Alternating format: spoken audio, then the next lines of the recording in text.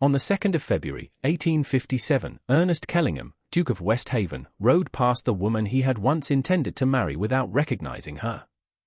The snow had begun before dawn and now lay in clean white folds across the North Riding of Yorkshire, softening hedges, swallowing ruts, and making the road toward Rivington Park appear narrower than it was.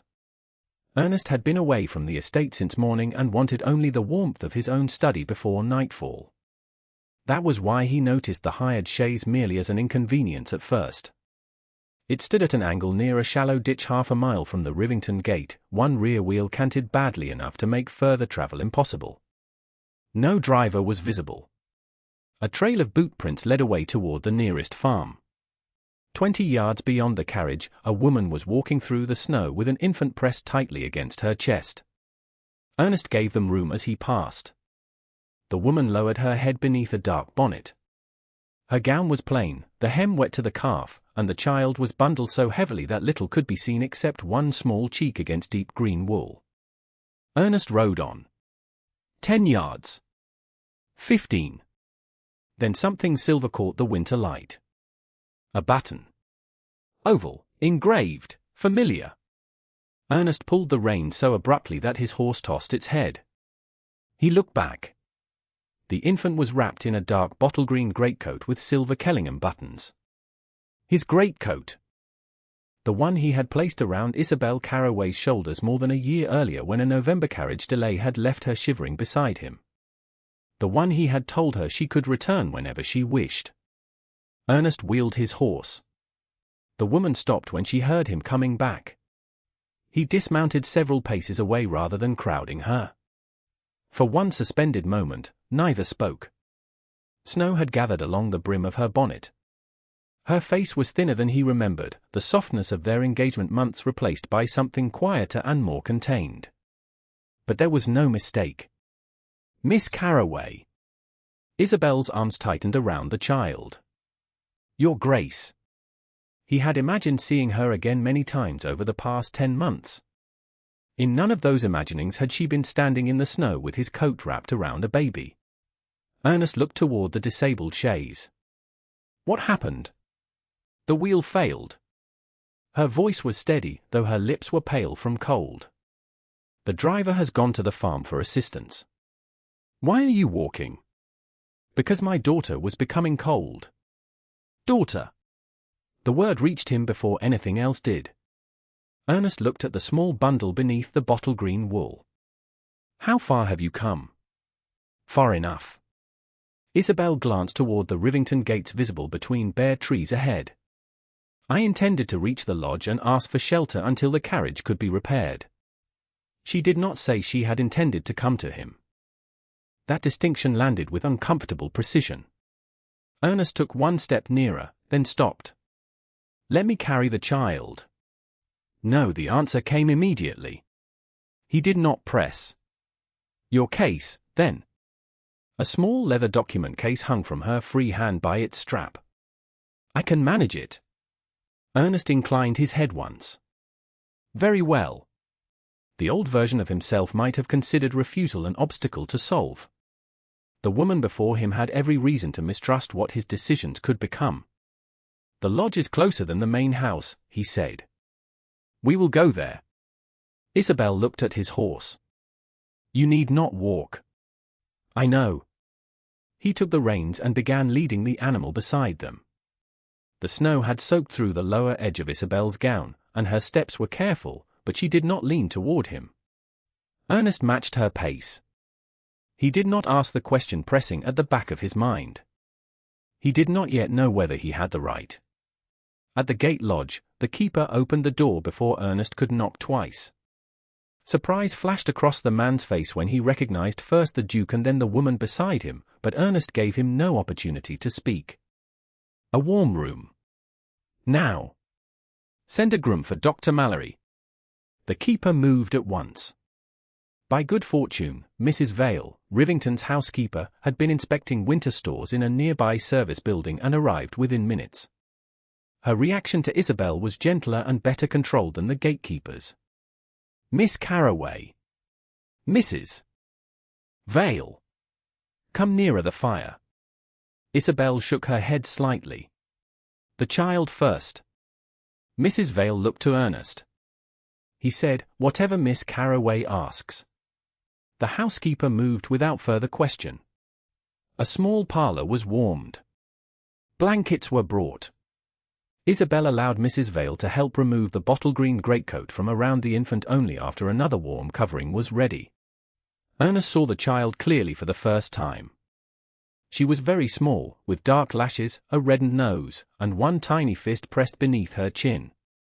She stirred when the blanket changed and gave a thin, indignant cry.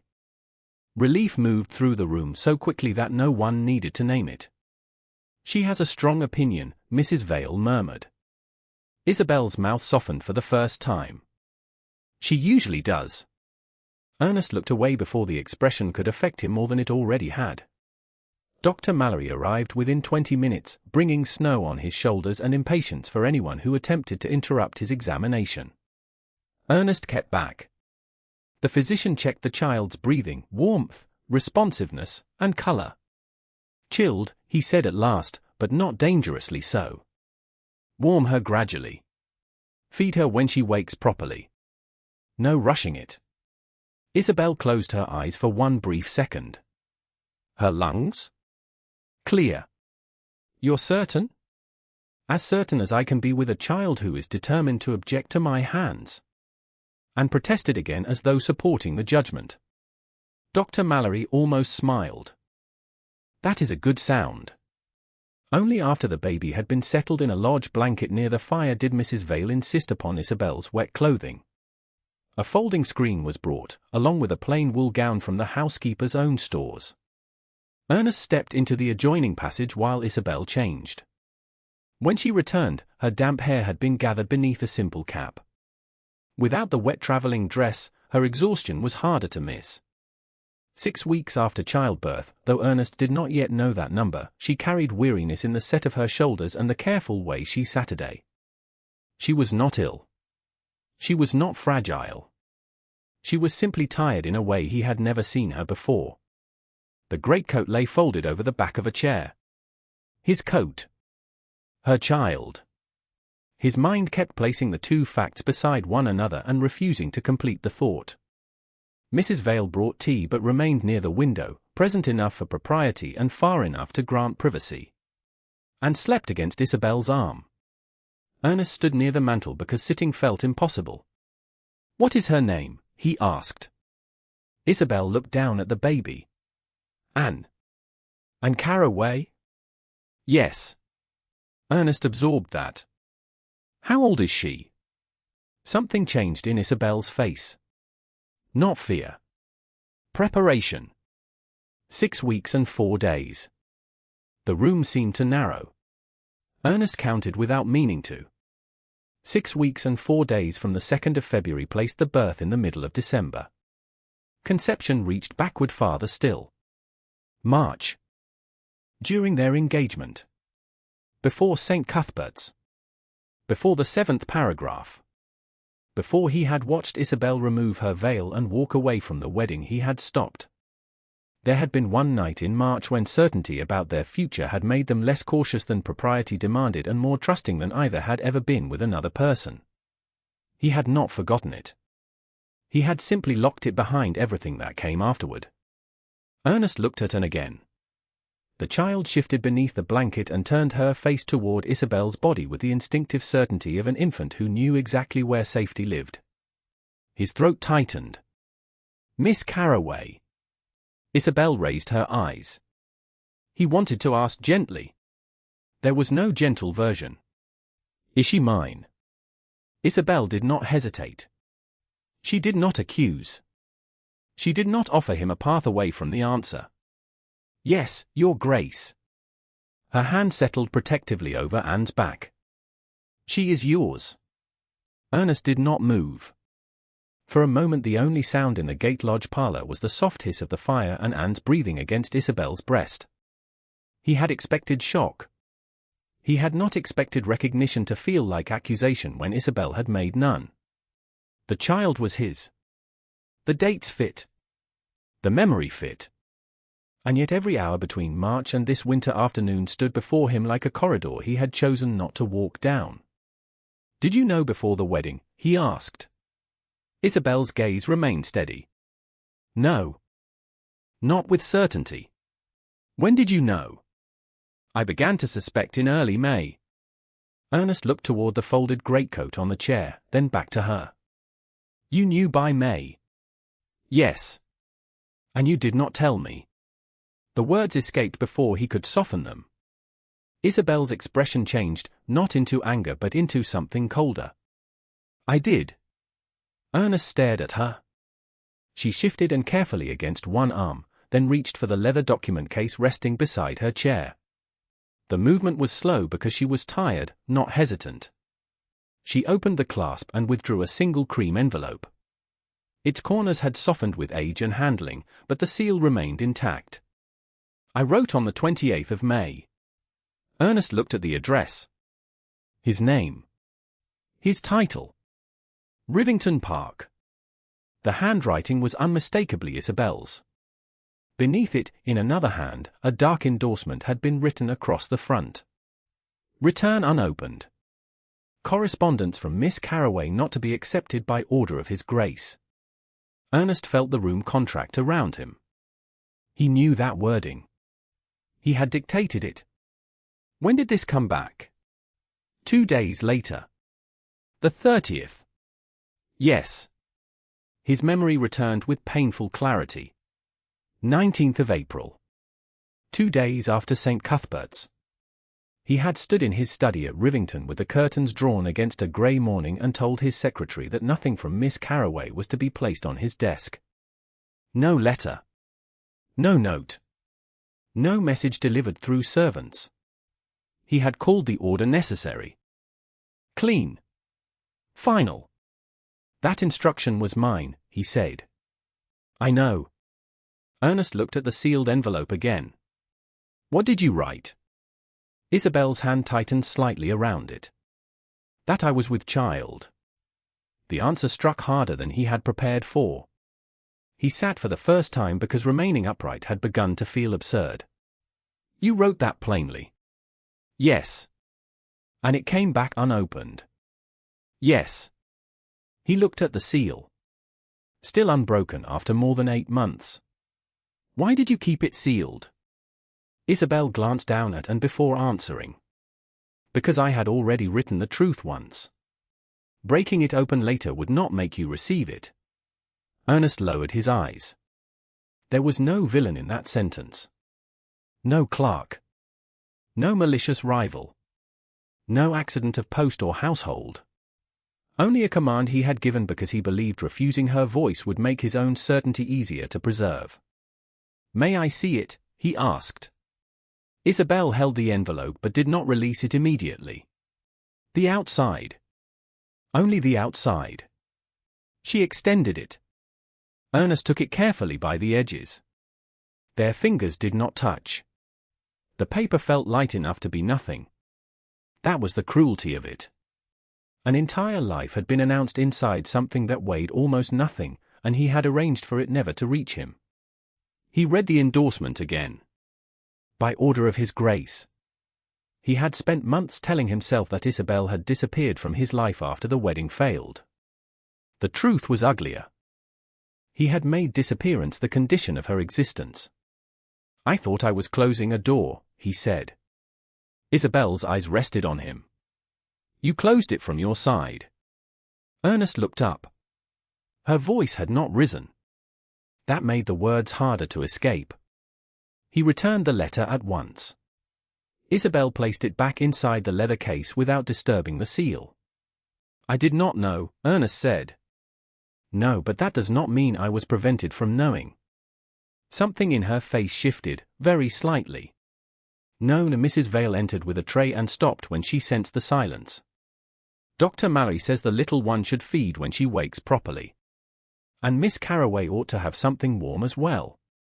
Isobel began to say she was fine. Ernest saw the fatigue in her before the refusal formed. He crossed to the tray, lifted a cup from the warming plate, and tested the heat against the side with his fingers. Then he stopped a respectful distance from her. Would you take something warm? Isobel looked at the cup, then at him. Yes. Ernest held it out and waited until she reached for it. He did not move closer. She accepted the cup without contact and drank slowly. And stirred beneath the lodge blanket, made a small searching motion, then settled again. Ernest watched his daughter for only a moment before looking away. There were forms of privacy that rank did not excuse him from respecting. "Whatever Anne needs," he said, "she will have it." Isobel lowered the cup. "And may accept what is properly hers from her father." "Yes. I am not part of the same obligation." Ernest met her gaze. "I did not mean that you were. You may not have meant many things the way they became." He took the blow because it was true. "Then I will try to be more exact." Isobel waited. "Anne's care does not depend upon what happens between you and me. Nor upon whether you choose to come to Rivington." Her shoulders eased by the smallest degree. "Thank you. You do not owe me thanks for that. I was thanking you for being clear." Ernest accepted the correction. The fire settled with a soft crack. Outside, wheels passed briefly on the road, perhaps the hired driver returning with assistance. Inside, nothing moved quickly. That seemed fitting. Ernest had acted quickly in April and carried the consequences into February. "I need to understand what happened," he said. Isobel's gaze sharpened. "Which part?" "All of it. Understanding is not the same as repairing. I know enough now not to claim otherwise." She studied him as though measuring whether that sentence was merely another form of control. Then Anne woke with a small protesting sound. Isobel set down the cup at once and adjusted the blanket around her daughter. Ernest turned slightly toward the mantel, giving her the privacy to settle the child. When the room quieted again, Isobel reached toward the leather case. She opened it and slipped the sealed pregnancy letter carefully into the inner pocket. Beneath it lay a thicker packet of papers bound with faded blue legal tape. Ernest saw the tape and felt a different memory rise. April. A vestry table. A final settlement he had believed more readily than the woman standing before him. Isobel rested her hand over the packet but did not remove it. Ernest's voice lowered. "What is that?" She looked at him over Anne's dark head. "That is what ended our wedding." Edit. Isobel kept her hand over the faded blue tape for several seconds before lifting the packet from the leather case.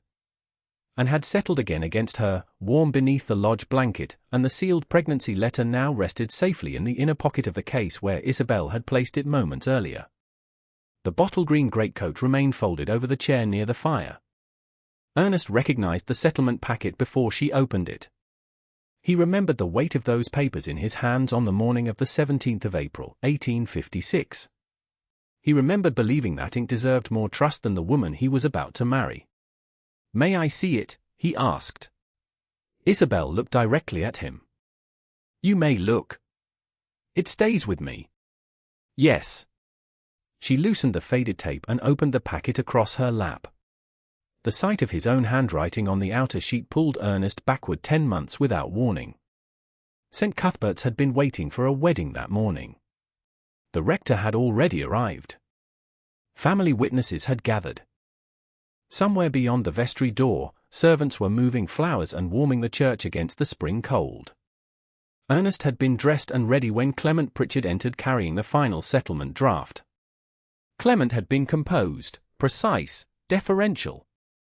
The sort of man Ernest had once trusted precisely because he did not seem to need attention. "There has been one late alteration, Your Grace," Clement had said. Ernest had expected a technical correction. Instead, the final packet contained a 7th operative paragraph that had not appeared in the earlier terms. It required a substantial additional provision connected to Carroway liabilities and described the demand as having been made upon Isobel's private instruction. The money itself had not been the deepest wound. Ernest had spent years watching people measure his title, his lands, his income, and the influence attached to the name Kellingham. He had believed Isobel different. The 7th paragraph had seemed to prove that he had been a fool. He sent for her at once. Isobel entered without her veil fully fastened, carrying her mother's small book of common prayer. A faded crimson ribbon marked the marriage service. She looked from Ernest to Clement, then to the document on the table. "What is this?" Ernest asked. She read the disputed paragraph once. Then again. "I don't know. Mr. Pritchard says the instruction came from you." Isobel turned toward Clement. "Then Mr. Pritchard is mistaken." Clement lowered his head slightly. "I'm afraid there can be no mistake, Miss Carroway. The amendment was given as your private direction." Ernest remembered the silence after that sentence. He also remembered how easily he had filled it with certainty. "Did you request this provision?" he asked. "No." "Did you authorize anyone to request it for you?" "No." "Then how did your instruction appear in the settlement?" Isobel's face had changed. Not into guilt. Into disbelief. "I've just told you I don't know." He should have heard the truth in the answer. Instead he heard resistance. He had told himself that a duke who ignored written proof because he preferred affection invited manipulation. He had told himself that decisiveness was strength. "I cannot proceed with the marriage while this remains unexplained." Isobel stared at him. "Unexplained, or unconfessed?" "Until you tell me the truth." Her face became still in a way he had never forgotten. She placed the prayer book on the table, took up a pencil, and wrote beside the 7th paragraph in a hand sharpened by anger. "Never requested. Never agreed." Then she turned the document toward him. "There. That is the truth I can give you." Ernest had taken the same pencil and written on the outer sheet. "Execution suspended." 2 words. Controlled. Administrative. Final. Isobel had removed her veil before leaving the room. She had not begged. She had not collapsed. She had simply taken her prayer book and walked out of the church where she had expected to become his wife. In the Gate Lodge parlor, Ernest looked again at the same words. Never requested. Never agreed. The pencil strokes had faded slightly but remained clear. His own notation was still there as well. Execution suspended. For 10 months he had remembered himself as the man confronted with suspicious evidence. He had rarely allowed himself to remember Isobel as the woman required to defend herself against something she had never done. "You kept the original," he said. "Yes. I thought the solicitors retained the final papers. They retained their office materials. This draft came to me because my objection was written upon it." Ernest nodded. "You have not altered it since that morning?" The question left him before he heard what it implied. Isobel's gaze lifted slowly. No shame followed immediately. "I should not have asked it that way." "No. You shouldn't have." Ernest accepted the answer without defense, and stirred faintly against Isobel's arm. She rested her palm over the child's back until the movement quieted. Ernest forced himself to look at the papers differently. Not as a verdict. As a problem. There was an earlier approved abstract, he said. Yes. 6 operative paragraphs. Isobel's attention sharpened. "You remember that clearly?" "I approved it myself at Rivington." He looked toward the disputed page. There was no provision resembling this one. "Where is the abstract now?" "It should still be among the marriage papers in the Rivington archive." Ernest stopped before turning intention into command. "Would you object if I sent a groom for it?" Isobel considered. "No. It is your record." Ernest looked to Mrs. Vale. "Please have a groom take a written request to the estate secretary. Only the approved abstract. Nothing else." Mrs. Vale nodded and left long enough to arrange it. No accusation went with the message. No name was mentioned. They waited nearly an hour. Ernest did not fill the time by questioning Isobel. She rested while and slept. The fire burned lower and was quietly replenished. When the groom returned, he carried a slim document case sealed with the estate secretary's wax. Ernest broke the seal in full view of Isobel and Mrs. Vale. Inside lay the earlier abstract. he unfolded it on a small table. 6 operative paragraphs. He counted them once. Then again. No 7th paragraph. No late Carroway financial demand. No notation that Isobel had privately requested an additional provision. Isobel looked from the abstract to the original packet on her lap. For the first time that afternoon, her composure showed a crack. Not relief. Something more painful. So it was not there before. No, Ernest felt anger rise, but he did not give it a name. Not yet. Either the records were altered, or someone lied about your instruction. Isobel's fingers tightened slightly around the edge of the packet. Those are different things. Yes. He looked at the final settlement again. He could feel the old instinct gathering. Find Clement. Summon everyone who touched the papers. Demand an explanation before nightfall. But the woman before him had already paid once for his need to reach certainty quickly. Ernest looked at his own words on the outer sheet. Execution suspended. I believed the document because believing you frightened me more. Isobel's eyes moved to his face. He continued before he could soften the admission. If the document was true, I knew what to do. If you were telling the truth, then I had to admit I did not understand what was happening. So you chose what was easier to judge. Yes. The word sat between them without excuse. Ernest looked back toward the earlier abstract. Only a limited number of people had access to the final packet before the wedding. Isobel did not supply a name for him. He appreciated that. He made himself think in terms of access rather than guilt. Clerks. Solicitors. Messengers carrying corrected sheets.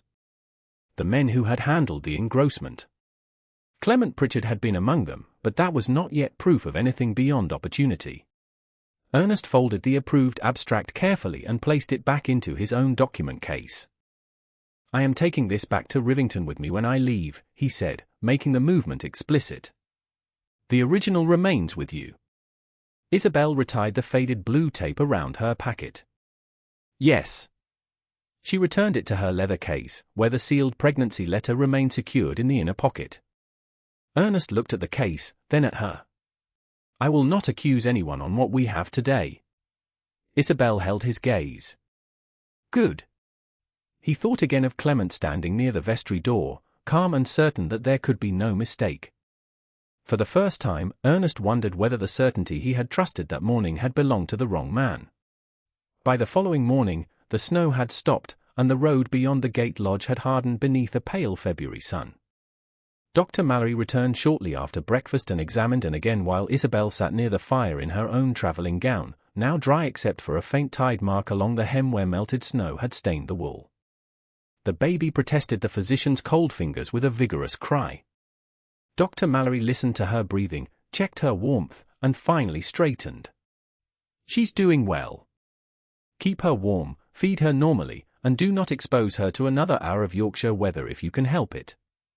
Isobel's shoulders loosened. May she travel 5 miles? In a properly warmed carriage, yes. Today? Today. Dr. Mallory looked at Isobel more closely. Provided her mother does not pretend she has had a full night's rest. I haven't. Good. At least we begin with honesty. Mrs. Vale concealed a smile as she folded another blanket. Ernest stood near the window and watched Isobel ask practical questions about Anne's feeding, the warmth of the carriage, and whether the child should be examined again the next day. Only when Dr. Mallory assured her that and required ordinary care rather than alarm did Ernest speak.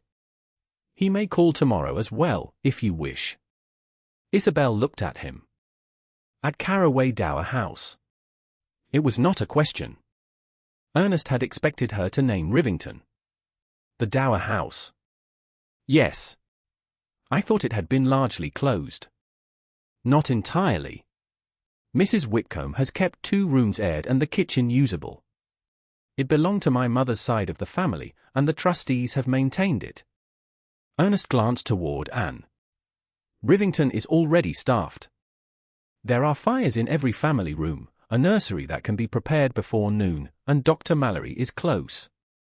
Isobel's expression did not harden, but something in it warned him that he had begun choosing for her. He stopped. That sounded more like an order than an offer.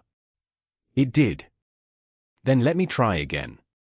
He folded his hands behind his back, forcing himself not to fill the silence too quickly. Would you prefer Rivington, or would you prefer the Dower House?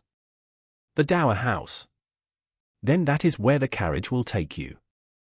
Surprise moved across her face so quickly that he might have imagined it. You agree? I asked. That has not always prevented you from arguing. No, he accepted that without defense. But I am attempting not to make the same mistake every time I speak. Isobel looked down at Anne, who had settled beneath the lodge blanket with one tiny hand resting near her cheek. The house will need coal. I can send it. For Anne. Ernest understood the distinction immediately. For Anne. And linen until I can arrange the household accounts properly. For Anne. Dr. Mallory's visit tomorrow may also be charged to her care. Yes. Mrs. Vale glanced between them but wisely said nothing. Ernest had spent most of the previous night thinking about obligations. The old version of responsibility came easily to him. Money. Rooms. Servants. Decisions made quickly enough that no uncertainty survived. Isobel was forcing him to confront a more difficult version. Responsibility without ownership. Care without command. He looked toward the leather document case resting beside her chair. The sealed pregnancy letter remained inside its inner pocket. The altered settlement packet remained beneath it. Both were still hers. The earlier approved abstract had returned to Rivington with him the previous evening in his own document case and was now locked among the estate papers until a proper examination could be arranged. Nothing had changed hands merely because he wanted answers. There is another matter, he said. Isobel's gaze returned to him. Anne's position. Her arms tightened almost imperceptibly. What about it? She is my daughter. Yes. And I intend to acknowledge that. You should. I will provide for her. You should do that as well. The calmness of her answers made him more cautious, not less. There are also questions about what ought to happen between you and me. Isobel went very still. Ernest heard his own words and understood, too late, what direction they implied. No, she said. I have not asked you anything. You were beginning to. Perhaps. Then do not. He stared at her. Isobel. Do not ask me because you found her in the snow. The sentence was quiet, but it cut through every argument he might have made. I was not going to propose marriage this morning. Not this morning. She shifted and carefully and rose. Fatigue remained in the set of her shoulders, but her voice did not weaken. You were going to tell me that and changes what is proper. That your name, her birth, and county opinion now create responsibilities between us. Ernest could not deny it. They do create responsibilities. Toward Anne. Yes. Not toward my consent. He held her gaze. No, Isobel took one measured breath. If you ever ask me to marry you again, it cannot be because a child makes the past untidy. It cannot be because you feel guilty for a letter you refused. It cannot be because society would prefer a duchess to an unmarried mother attached to your name. I would never be ashamed of Anne. Neither would I. Then what do you think I would be ashamed of? Consequences. The word landed precisely. You are a man accustomed to repairing consequences by deciding what should happen next. Ernest looked away for a moment. She was right, which irritated him far less than the fact that she had always understood this part of him better than he had. And if I ever ask again? Then ask because you trust me. He looked back at her. You do not believe I do. Not yet. The answer was not cruel. It was worse. It was honest. Ernest nodded once. Then I will not ask. Isobel's eyes narrowed slightly, as if she had expected resistance. Just like that. No. Not just like that. He glanced toward Anne. I want to repair what can be repaired. I want to know my daughter. I want to understand what happened to the settlement. And I would be lying if I said I do not want something from you eventually. His voice lowered. But wanting it does not make it mine to claim. Silence settled between them. Mrs. Vale busied herself near the fire. Ernest saw Isobel's expression soften by a fraction, then close again before he could mistake it for forgiveness. There is one thing you may do, she said.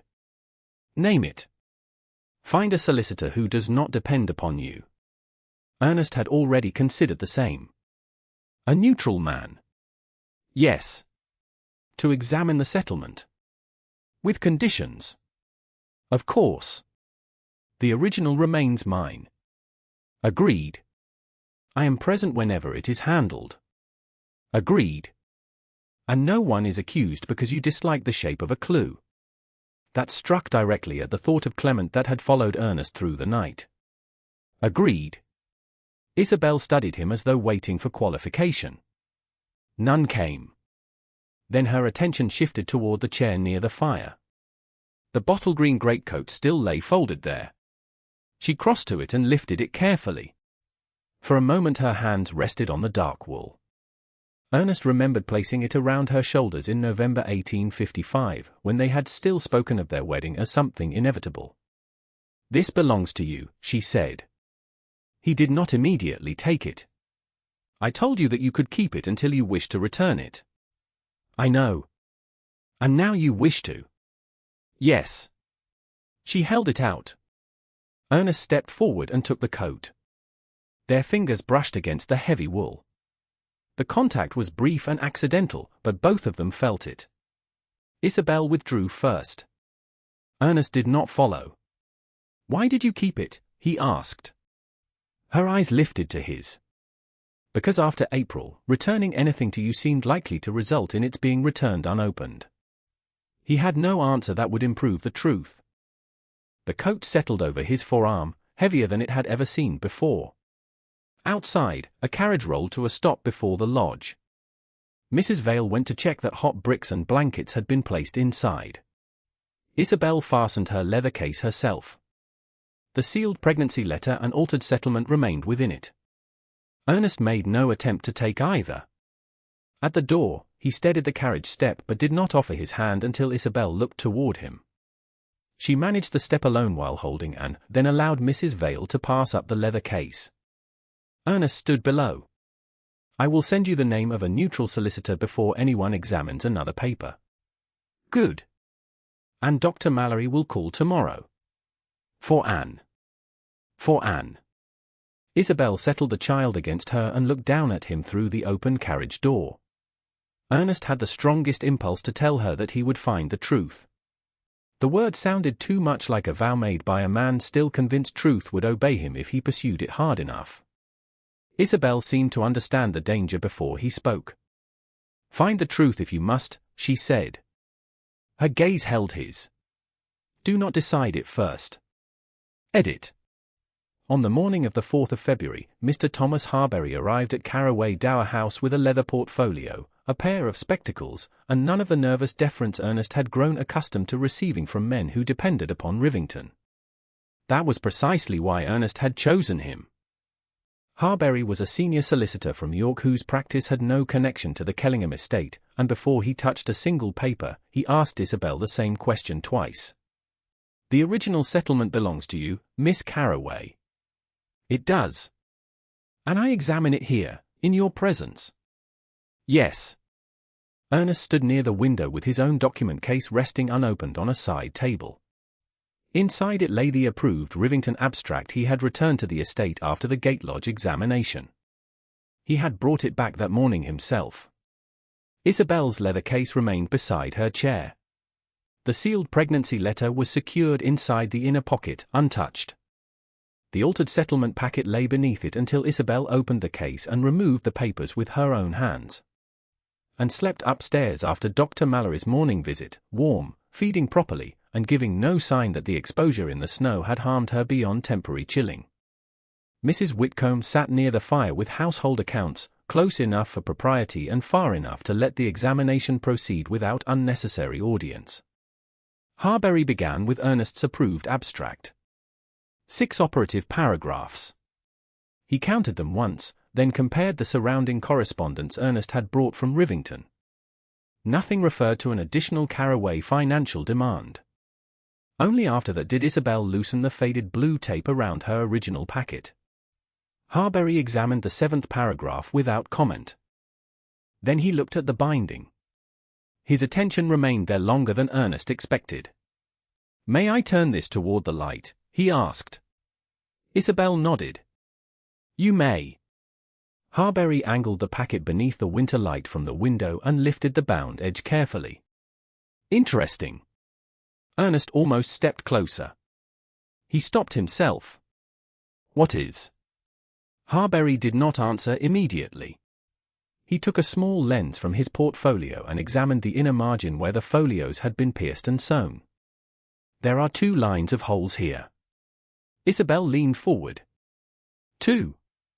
Harbury turned the packet toward her first. Beneath the existing stitching, a second row of tiny punctures ran nearly parallel to the first. They were faint enough to escape casual notice, but once seen, they could not be mistaken for ink or wear. "This section has been sewn before," Harbury said. Ernest's gaze fixed on the page carrying paragraph 7. "The whole packet?" "Not necessarily." Harbury compared the disputed folio with the others. The first 6 sheets share a consistent piercing pattern. This sheet has an older set beneath the present stitching. A hard pressure gathered behind Ernest's ribs. "So someone inserted it." Harbury looked up. "I did not say that." Ernest met the solicitor's gaze. The correction would once have irritated him. Now he heard Isobel's voice from the carriage door. "Do not decide it first." "No," he said. "You did not." Harbury continued.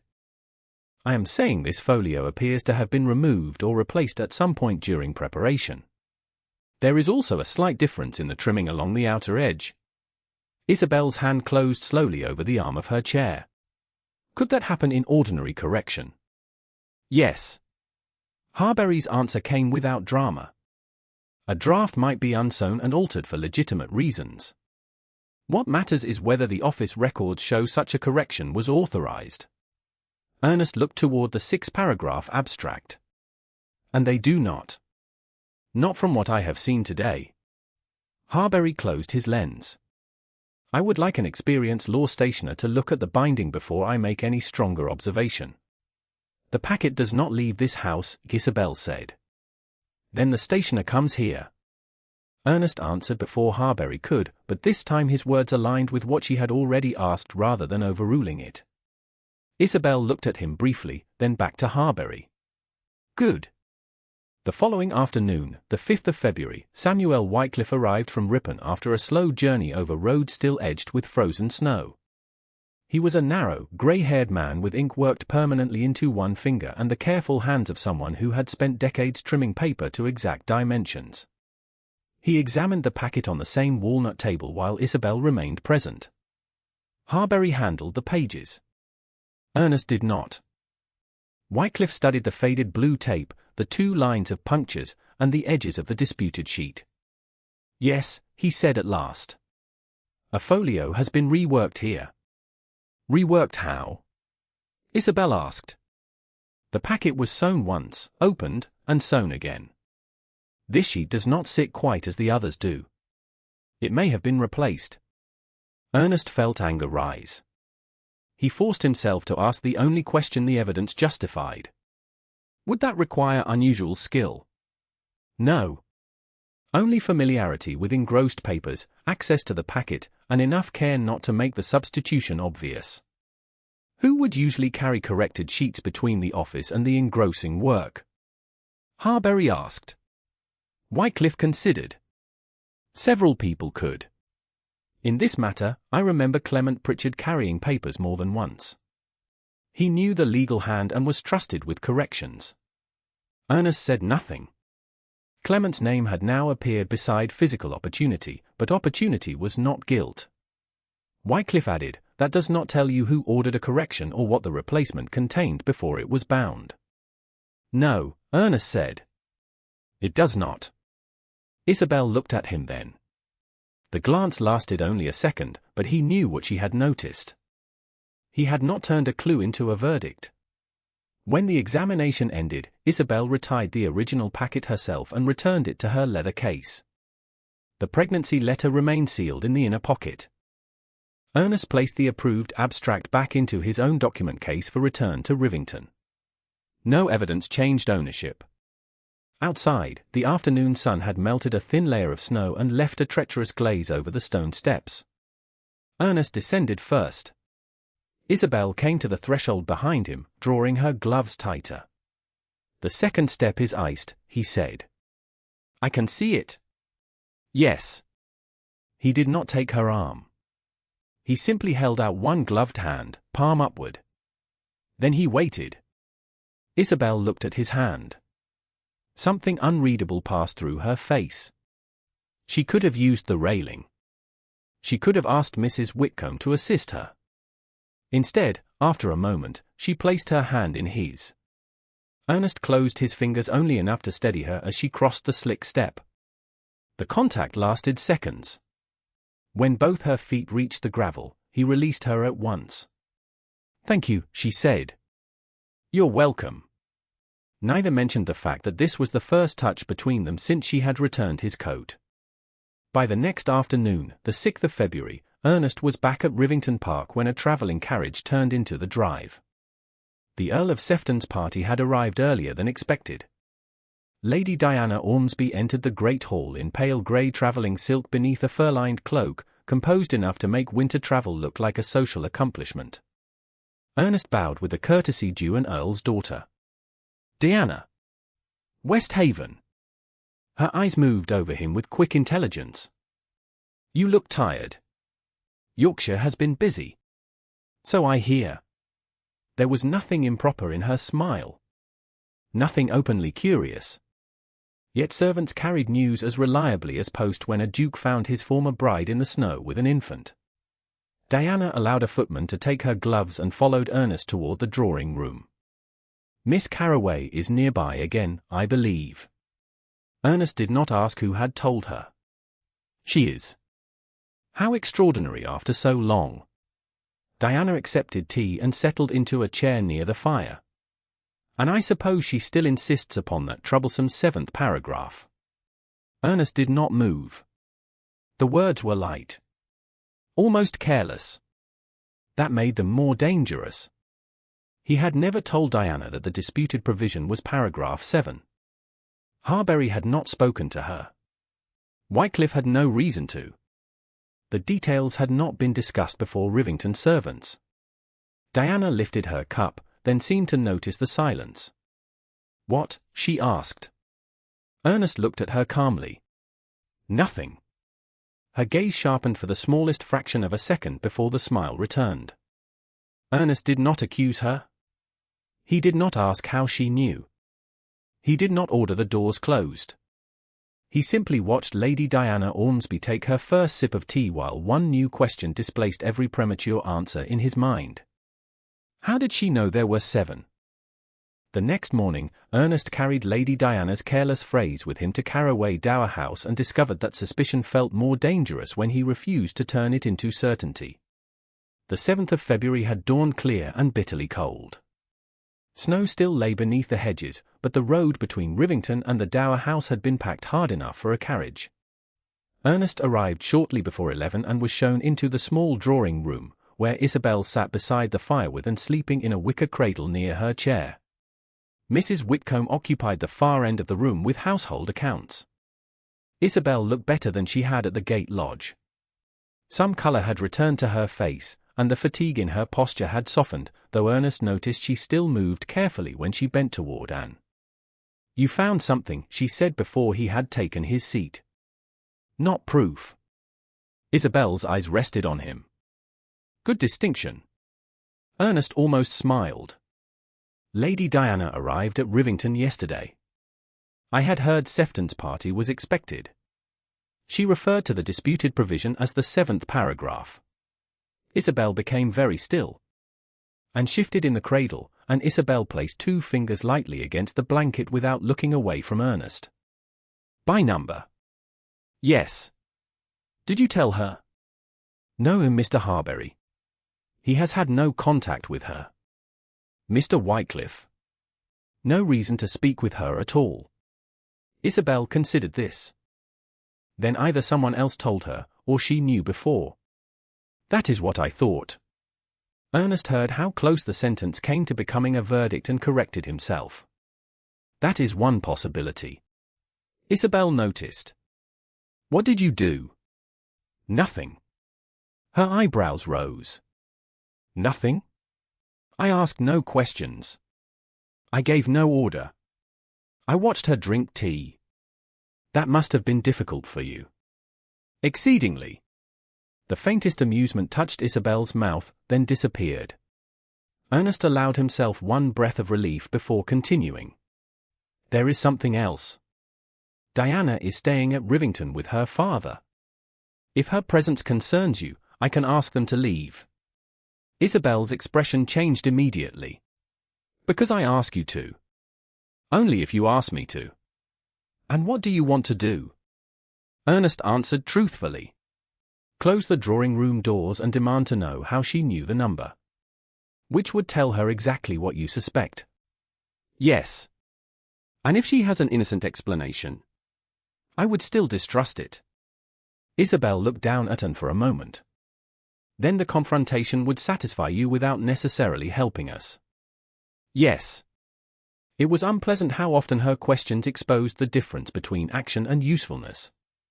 Do not send her away. Ernest leaned back slightly. You want her at Rivington? For now. Why?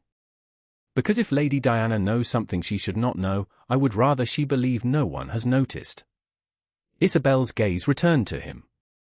A frightened person may become careful. A comfortable person may become careless. Ernest thought of Diana's easy smile over the rim of her teacup. You want me to observe her? I want you not to interfere yet. That was even harder. What do you want me to do? Isobel studied him, perhaps hearing more in the question than he intended. Nothing yet. Ernest nodded. Then nothing yet. Silence settled between them. There was no speech about trust. No promise that he had changed. And stirred, opened her mouth in a small sleepy protest, then settled when Isobel touched the edge of the blanket. Ernest watched the motion and looked away before longing turned into intrusion. A knock sounded at the door. Mrs. Whitcomb admitted a footman from Rivington carrying a parcel wrapped in pale paper. The man bowed. For Miss Carroway, from Lady Diana Ormsby. Ernest's jaw tightened. Isobel noticed but said only, "Thank you." After the footman left, Mrs. Whitcomb opened the outer wrapping at Isobel's request. Inside lay fine infant linen, expensive enough to be generous and restrained enough to appear tasteful rather than ostentatious. A card rested on top. Isobel read it once. She hopes and suffered no lasting consequence from the cold. Ernest said, "You do not have to accept it." I know. Isobel folded the card. That is why I will not. Mrs. Whitcomb glanced at her. Shall I have it returned? Unused, with thanks. Ernest understood the precision. Diana had offered kindness in a form that could later be repeated as evidence of her own graciousness. Isobel would not accuse her of calculation. She would simply refuse to become indebted to it. You are certain? Ernest asked. Yes. He did not ask again. By mid-afternoon, Lady Diana was in Ripon. She told her father she wished to visit a milliner whose ribbons had been praised in York, and the explanation required no effort because Diana had always understood how easily ordinary feminine errands could make a journey invisible. Her maid accompanied her to the shop and remained there under instructions to compare 2 lengths of velvet. Diana left through a side entrance beneath a dark cloak and crossed 2 narrow streets to a legal office whose respectable frontage gave no hint of the cramped workrooms behind it. Clement Pritchard waited in one of those rooms with the door already closed. He looked less composed than he had 10 months earlier. "You should not have come," he said. Diana removed one glove. "You said that last time." "Last time no one was examining old papers. They are examining a packet. Harbury is examining more than that." Clement moved toward the window, then stopped short of looking through it. "Wycliffe has seen the binding." Diana's face remained controlled. And he knows it was reworked. That does not tell him why." No, Clement's answer came too quickly. Diana watched him. "What are you afraid of?" "I am cautious." "You are pale." "The two conditions are not mutually exclusive." She ignored the remark. "What still exists?" Clement's eyes moved toward the desk before he could prevent them. Diana saw it. "The working sheet." He looked back at her. "It should never become useful." "Can it?" Clement hesitated. "Under the wrong comparison, perhaps." Diana slid her glove back over her fingers. "Then see that it does not." Clement's expression tightened. "Destroying anything now would be foolish. I did not tell you to burn it. You did not need to." The room fell quiet. Diana stepped closer, but her voice remained low. "Do nothing that draws attention. Harbury has facts. Let him remain with facts." Clement gave a humorless laugh. "And if facts begin speaking to one another? Then make certain they do not speak clearly." She left without asking another question. Neither of them named the 7th paragraph. Neither spoke Isabel's name. Neither mentioned money. Yet when Diana returned to Rivington before tea, she was more careful than she had been the evening before. Ernest noticed that too. At dinner, the Earl of Sefton spoke of neighbouring families expected to leave Yorkshire before the London season gathered momentum. Diana turned the conversation neatly. "Then we should have them at Sefton House before they go." Monday would do. Ernest set down his wineglass. Monday was the 9th. "A luncheon?" Sefton asked. "Nothing large." Diana smiled. "The Ashcombs, perhaps the Lintons, Sir George and his wife. Westhaven, naturally." Then she paused as if the next thought had only just occurred to her. "And Miss Carroway." Sefton looked at his daughter. "Diana. Surely we do not want her to think Yorkshire inhospitable." Ernest recognized the trap without knowing its shape. He also knew better than to answer for Isobel. "Send the invitation to her," he said. "She will decide." The next morning, the 8th of February, a cream card arrived at Carroway Dower House. Mrs. Whitcomb read the address, then handed it to Isobel without comment. Isobel opened it beside Anne's cradle. The invitation was perfectly courteous. Sefton House. Luncheon on the 9th. Lady Diana hoped Miss Carroway would honour them with her presence. Mrs. Whitcomb waited. "Shall I decline?" Isobel read the card once more. She thought of expensive infant linen returned unused. Of a woman who knew the number of a paragraph Ernest had never discussed with her. Of a room filled with people who had spent 10 months accepting a version of Isabel's wedding morning they had never questioned. "No," she said. She folded the card carefully. "Lady Diana has taken trouble to put me in that room." Isobel looked toward Anne, then back at the invitation. "I want to know why." On the 9th of February, Sefton House received Isobel Carroway with perfect manners and unmistakable discomfort. The luncheon was not large, just as Lady Diana had promised, but every person in the long drawing room seemed aware of Isobel before the footman had finished announcing her name. One conversation stopped too quickly near the fire. A woman Isobel had met twice during her engagement offered the correct greeting but did not introduce the young daughter standing beside her. Sir George Linton bowed with elaborate politeness, then found immediate interest in a painting over the mantel. No one insulted Isobel. That would have been easier. Instead, the room treated her as a fact too improper to discuss openly and too interesting to ignore. She had expected that. What hurt was not the silence itself, but the knowledge of what lived inside it. An unmarried woman.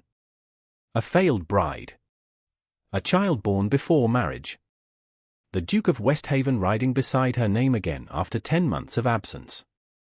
Isobel had left and at Carroway Dower House with Mrs. Whitcomb and the nurse. She would not bring her daughter into a room assembled around curiosity. Lady Diana crossed the room in pale blue silk, composed and gracious. "Miss Carroway. I'm very pleased you came. You were kind to invite me. I hoped you wouldn't think Yorkshire had forgotten its manners." Isobel met her eyes. "I had not confused manners with memory." Diana's smile held. "How fortunate." Ernest stood near the opposite window with the Earl of Sefton and 2 neighbouring gentlemen. He saw Isobel the moment she entered, but he did not cross the room at once. That restraint mattered.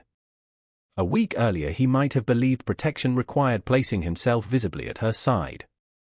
Now he allowed her to choose where she stood and with whom she spoke. Only when luncheon was announced did he approach. "Miss Carroway." "Your Grace. If at any point you want the Rivington carriage sent for, tell me." Isobel looked at him. "If I want it?" "Yes." "Thank you." Diana had come close enough to hear. Westhaven has become remarkably careful with his verbs. Ernest's expression did not change.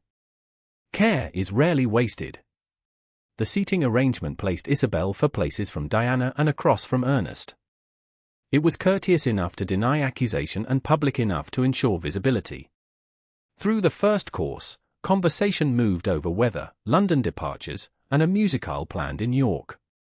Isobel answered when addressed and volunteered nothing. Once, Mrs. Ashcombe asked whether Carroway Dower House had proved comfortable in winter.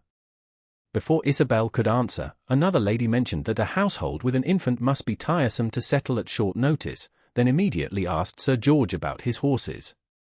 The correction came so quickly that everyone heard the subject that was not to be discussed. Isobel lifted her glass and drank. Ernest's gaze touched hers across the table. He said nothing. That was the right choice. Diana waited until the room had grown comfortable again. "It is strange," she said lightly, "how long one unhappy morning can govern a person's reputation." Mrs. Ashcombe looked toward her plate. Sefton's expression tightened.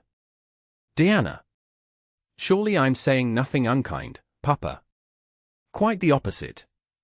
Diana turned toward Isobel.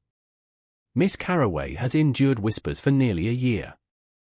If there is now evidence that she was treated unjustly, clarity would seem kinder than silence." Isobel set down her fork. "Clarity is usually useful." "Then perhaps we agree." Diana smiled. "I had heard the old settlement is being examined again." Ernest's hand stilled near his wineglass. Isobel answered before he could. "It is. And the disputed paragraph is said to have been inserted before the wedding." "That possibility is being examined." Diana inclined her head. "Only a possibility. Until evidence makes it more." Something cold moved behind Diana's eyes. "How cautious." "I have recently learned the value of caution." Ernest heard the sentence. So did Diana. A footman approached the sideboard at her signal and brought a slim portfolio. Sefton looked openly displeased now. "Diana, what are you doing?" "Ending speculation, if possible." She removed a copied sheet and unfolded it beside her plate. "This is not the original settlement, of course. Merely a copy that has circulated among those who remember the matter." Isobel's original remained locked at Carroway Dower House inside her leather case. No one at Sefton House possessed it. Diana continued. "There is another explanation for the 7th paragraph." The room fell silent. Isobel felt every eye turned toward her. "Which is?" "That it was not part of the document shown on the wedding morning at all." Ernest's chair moved half an inch. Isobel did not look at him.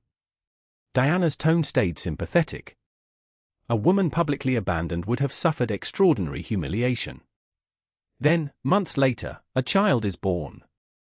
One can understand the temptation to preserve a version of events in which she was not rejected for seeking money, but betrayed by false evidence.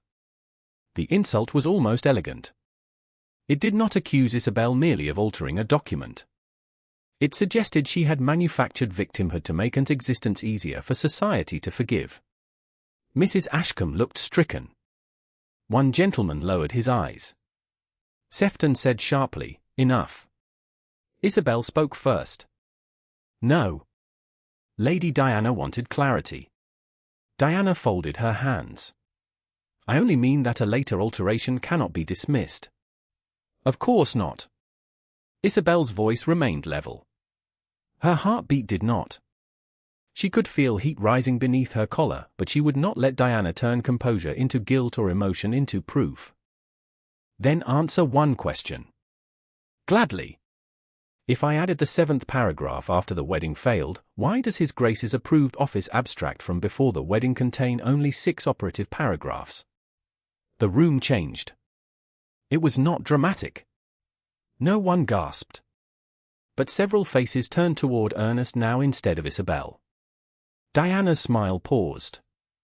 "An abstract can be incomplete." "It can," Isobel said.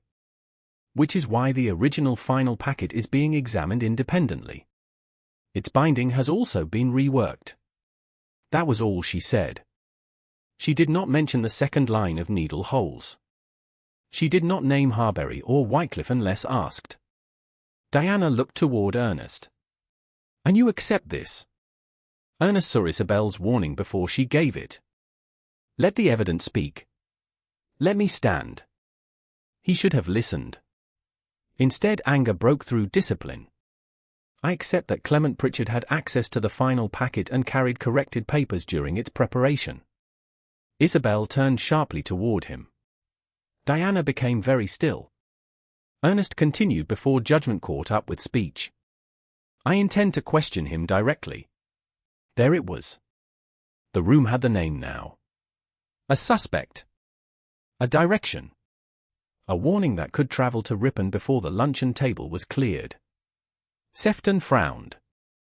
"Are you accusing the man?" Ernest heard his own voice become colder. "I am saying he had opportunity." "That is not the same thing," Isobel said. Ernest looked at her. The disappointment in her face was quieter than anger and far worse. Diana said nothing more. She did not need to. The damage had shifted.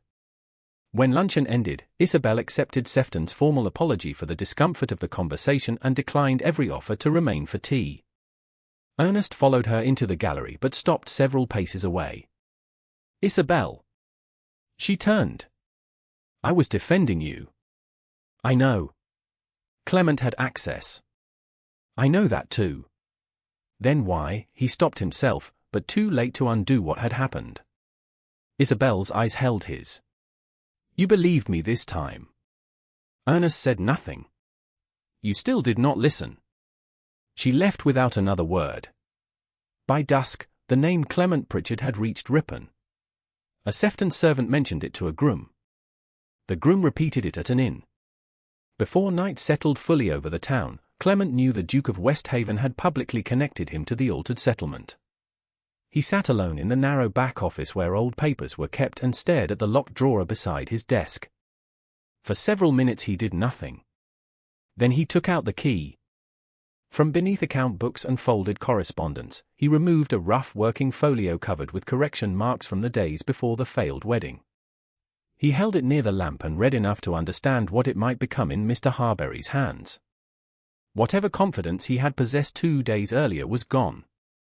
Clement crossed to the small iron grate. He hesitated once. Then he fed the first edge of the folio into the fire. Paper browned, curled, and blackened. He added the rest piece by piece until no intact sheet remained. When the last corner collapsed into ash, Clement stood over the grate breathing hard. He had destroyed the paper. He had not destroyed the reason anyone had begun looking for it. By 10 o'clock on the morning of the 10th of February, the consequence of Ernest's anger at Sefton House had become something that could no longer be undone. Mr. Harbury's note reached Rivington shortly after breakfast. The rough working folio connected to the Carroway Kellingham settlement could not be found among the papers where it should have remained. Clement Pritchard had not presented himself for questioning. No one yet knew what had happened to the sheet. Harbury wrote only that it was missing, and that its disappearance had occurred after Ernest publicly named Clement before a room full of people. Ernest read the note twice. The first impulse came exactly as Isobel would have expected. Go to Ripon. Find Clement. Search every office, lodging, desk, and cabinet connected to him. Ernest stood in his study with the paper in his hand and did none of those things. He sent a copy of Harbury's note to Carroway Dower House and asked whether Isobel would receive him. Her answer returned less than an hour later. Not yet. The refusal was only 2 words, delivered through Mrs. Whitcomb, but Ernest understood it. He remained at Rivington. The waiting was worse than action because action had always allowed him to mistake movement for righteousness. Near 3 in the afternoon, a second message came. Isobel would see him. By the time Ernest arrived at the Dower House, the winter light had already begun to thin. Mrs. Whitcomb admitted him to the drawing-room and took her customary place near the fire. Anne was upstairs with the nurse. Isobel stood beside the writing table rather than greeting him from a chair. Her leather document case was not visible. Ernest knew it remained locked in the house, with the original altered settlement and the sealed pregnancy letter still under her control. He did not ask where. You know about the missing folio, he said. Yes. Harbury does not know whether it was removed yesterday or earlier. No, but I gave whoever had it a reason to be afraid yesterday. Isobel looked at him. Yes. Ernest had prepared no defense because there was none worth making. I am sorry. Her expression did not change. For what? For naming Clement before we had proof. For telling an entire luncheon where the inquiry was looking.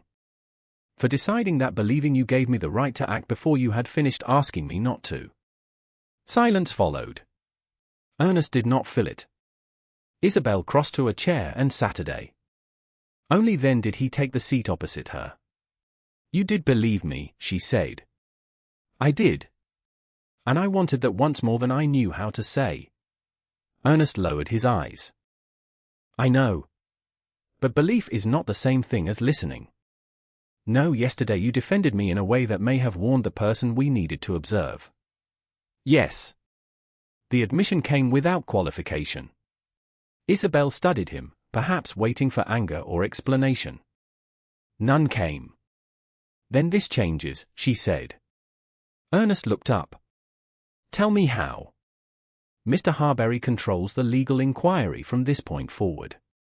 Not you. Agreed. You do not confront Clement privately. Agreed. You do not confront Lady Diana privately. That cost him more. Agreed. If a servant or clerk knows something, you do not question them as Duke of Westhaven while expecting them to forget what your displeasure could mean to their livelihood. Ernest nodded. Harbury takes the statement. Yes. And my original settlement remains here unless I choose otherwise. It remains yours. Isobel's gaze sharpened slightly. There is one more condition. Ernest waited. No courtship. He said nothing for a moment. We are not formally courting now. Not formally. Her voice stayed calm. But every visit has begun to carry something beneath it. Gratitude. Guilt. Hope. Perhaps affection.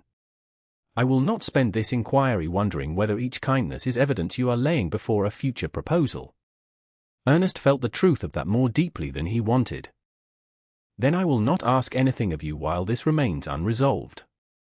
Not even patience. No, not forgiveness. No, Isobel's shoulders eased by a fraction. Ernest understood then that agreement itself was not the test. The test was whether he would keep agreeing when the restraint became painful. He rose only when she did. I will tell Harbury that all evidence passes through him. You may tell him that I agree. Nothing more. Nothing more. Ernest inclined his head. Then nothing more. Isobel turned toward the small table beside the bookcase. A worn volume rested there, bound in dark leather rubbed pale along the corners. Ernest recognized it before she opened it. Her mother's Book of Common Prayer. He had last seen it in her hand on the morning at St. Cuthbert's when she was still dressed to marry him. The faded crimson ribbon lay exactly where it had lain then, marking the marriage service that had never taken place. Isobel opened the book and rested her thumb against the ribbon. Ernest remained silent. She lifted the narrow strip free. For a moment it hung between her fingers, faded red against cream paper. Then she moved several sections forward and placed it among the psalms. Ernest felt the gesture more sharply than he expected. "Is that because of yesterday?" he asked. Isobel closed the book.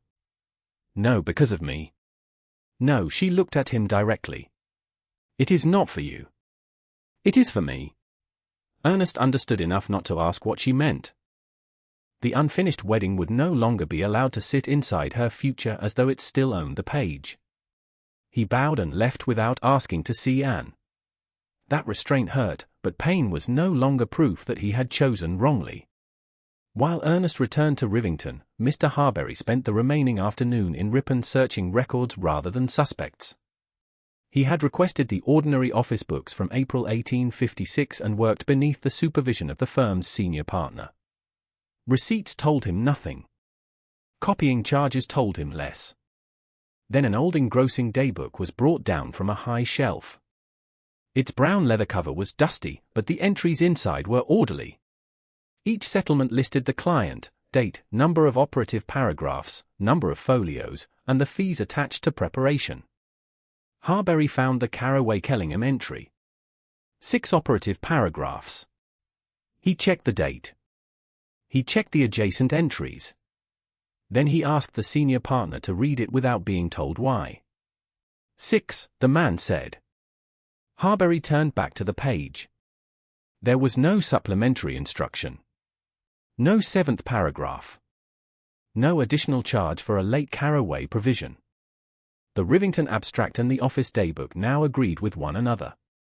What remained unexplained was how a 7th paragraph had entered the final packet. Harbury requested that the book remain exactly where it was and took only a witnessed copy of the entry. Before leaving, he asked whether any apprentice from the previous spring still worked nearby. The senior partner hesitated. Peter Hale. He was 19 then. He left us for another position, but he is still in Ripon. Did he work on the Kellingham settlement? He carried materials. Nothing important. Harbury had learned not to dismiss unimportant things too quickly. Ask him whether he remembers the evening before the wedding. The answer came before Harbury had put on his coat. Peter Hale did remember. Not the wording of any paragraph. Not any instruction. He remembered Clement Pritchard staying late with faded blue legal tape spread across the desk. He remembered bringing him a fresh knife. And he remembered seeing Clement trim a replacement folio to fit an existing packet. Harbury did not question him further without witnesses. He sent one concise note to Carroway Dower House before dusk. Isobel read it beside the fire while Mrs. Whitcomb rocked nearby. 6 paragraphs in the daybook. No authorized 7th. One former apprentice who remembered Clement with blue tape and a replacement sheet on the eve of the wedding. Isobel lowered the page slowly. For the first time, the truth was beginning to advance without Ernest forcing it. On the 11th of February, Peter Hale entered the private room at the Ripon office looking as though he regretted ever having remembered anything at all. He was 19, narrow-shouldered, carefully dressed, and plainly uncomfortable at finding the Duke of Westhaven seated on one side of the room and Miss Carroway on the other. Mr. Harbury noticed the young man's anxiety at once. "You are not here to satisfy His Grace," he said. "You are not here to satisfy Miss Carroway. You are here to tell us exactly what you remember and nothing more." Peter swallowed. "Yes, sir."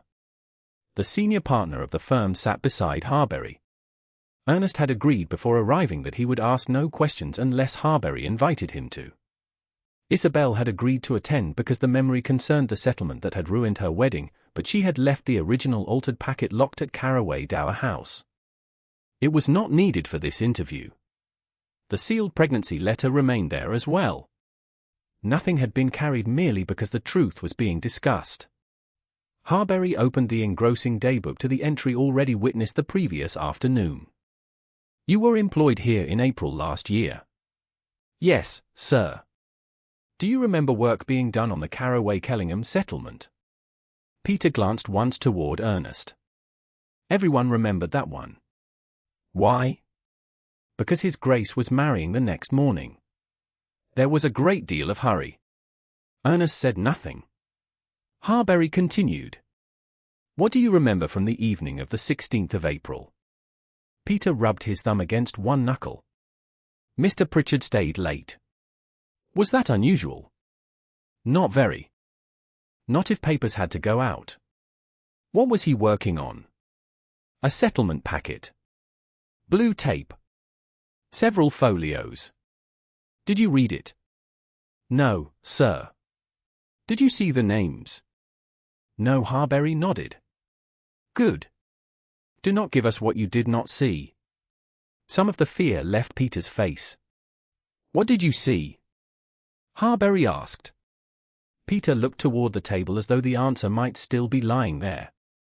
Mr. Pritchard told me to bring a fresh knife. I did. When I came back, one sheet had been pulled loose from the sewing. Isobel's hands remained still in her lap. Ernest felt every muscle in his body tighten and kept his expression unchanged. What happened next? He had another folio on the desk. He laid the removed one over it, marked the edge, then trimmed the new sheet to the same size. Did you see what was written on either sheet? No. Did you see him bind the replacement into the packet? Peter hesitated. I saw him begin. He told me to go downstairs before he finished. What was on the desk? Blue legal tape. Thread. The knife. Papers. Harbury looked toward the senior partner, who gave a short nod. Then he brought forward a supply account from the firm's records. Do you recognize this book? Yes, sir. The senior partner identified the entry rather than asking Peter to interpret it. On the 16th of April, Clement Pritchard had requested fresh blue legal tape and 2 uncut folios. The materials had been charged to the Carroway-Kellingham settlement work. Ernest looked at Isobel. Her face had gone very quiet. For nearly 10 months she had possessed only the certainty of her own memory. Now an office book and a frightened apprentice were placing physical facts around what she had always known. Harbury did not allow the moment to become a verdict. Mr. Hale, did Mr. Pritchard tell you why he was replacing a sheet? No, sir. Did he say who had ordered the change? Peter frowned. Not exactly. Harbury waited. Peter's eyes narrowed in concentration. He said something about Lady D. Ernest's attention sharpened. Isobel did not move. What exactly? Harbury asked. I can't swear to every word. Then do not. Peter took a breath. It was something like, Lady D will want it before Thursday. Or perhaps, Lady D wants it before Thursday. I remember Thursday because the wedding was Thursday. The room seemed to contract. Ernest thought of Diana at Rivington saying 7th paragraph as though the number were common knowledge. He thought of her invitation to Sefton House. He thought of the hidden conversation he could not know had taken place in Ripon. Do you know who Lady D was? Harbury asked. Peter shook his head. No, sir. Did Mr. Pritchard name Lady Diana Ormsby? No. Did you see Lady Diana in the office that evening? No. Ernest's instinct rose instantly. Lady D. 7th paragraph. Diana's strange knowledge. Clement replacing a folio. The pieces seemed desperate to become a conclusion. Isobel spoke before he could. Then Mr. Hale does not know who Lady D was. Peter looked at her with visible relief. No, miss. Isobel nodded. That should remain the answer. Ernest turned toward her. She had done what he had failed to do at Sefton House. She had protected the truth by refusing to make it larger than the evidence. Harbury asked only 2 more questions. Peter confirmed that Clement had been alone when the apprentice left. He confirmed that he had not seen the completed packet afterward. Nothing more was demanded from him. When the interview ended, Harbury closed the daybook. "What we can presently say is narrow," he told Ernest and Isobel. The office recorded 6 operative paragraphs. Mr. Hale saw Clement Pritchard physically remove one folio, trim another, and begin rebinding the packet. The supply account supports that work. It strongly connects Pritchard to a physical alteration. It does not yet establish the contents of the replacement folio, nor who instructed him. Ernest nodded. "Then that is all we say." Isobel looked at him. He did not need to explain why. Outside, the winter sky had turned the color of pewter. Harbury remained behind with the firm's records. The daybook and supply account stayed in Ripon custody. Ernest and Isobel entered the closed carriage for the journey back toward Carroway Dower House. For the first several miles, neither spoke. The carriage moved slowly over hardened ruts, rocking enough that the silence between them felt less formal than it might have in a drawing room. Isobel watched the fields pass behind frosted glass. "I thought evidence would feel different," she said at last. Ernest looked across at her. "Different how?" "Like relief." Her hands were clasped tightly in her lap. "Instead it feels as though strangers are slowly confirming a morning I never doubted." Ernest had no answer that could improve that. "You should never have needed them." Isobel looked at him. No, he held her gaze. "And I know their belief now cannot give back what mine cost you then." The carriage struck a shallow rut and settled again. Isobel's fingers tightened once. "I needed you to believe me then." Ernest felt the sentence in the center of his chest. "I know. Not after a solicitor counted paragraphs. Not after a stationer found needle holes. Then. I know." He paused before adding, "Believing you now cannot erase that." Isobel turned her face toward the window again. Something in her expression shifted, not into forgiveness, but into exhaustion allowed to become visible. Ernest wanted to reach across the carriage. He kept both hands where she could see them. Then, after a moment, he placed one hand palm upward on the seat between them. He said nothing. Isobel looked down at it. The invitation was small enough to refuse without explanation. Several seconds passed. Then she placed her gloved hand in his. Ernest did not close his fingers. He waited until hers curled first. Only then did he hold her hand. They remained that way through the next stretch of road. There was no declaration. No promise. Only warmth through 2 layers of leather and the quiet fact that she had chosen the contact. When the carriage turned into the lane for the Dower House, Isobel loosened her fingers. Ernest released her immediately. "Thank you," she said. "For what?" "For not asking what this means." He looked at their separated hands. "It means what you intended it to mean." Her eyes met his. "Good." The following morning, the 12th of February, Mr. Harbury sent a note before breakfast. Clement Pritchard's usual lodging in Ripon had been found empty. His trunk was gone. His landlady said he had left before dawn without giving a destination. Ernest read the message at Rivington, then folded it instead of sending men after him. He carried it to Carroway Dower House and placed it in Isobel's hand. Only after she had read every line did he ask, "What do you want done?" Edit. Isobel read Harbury's note a second time before looking up at Ernest. Clement Pritchard had left his usual lodging before dawn. No destination.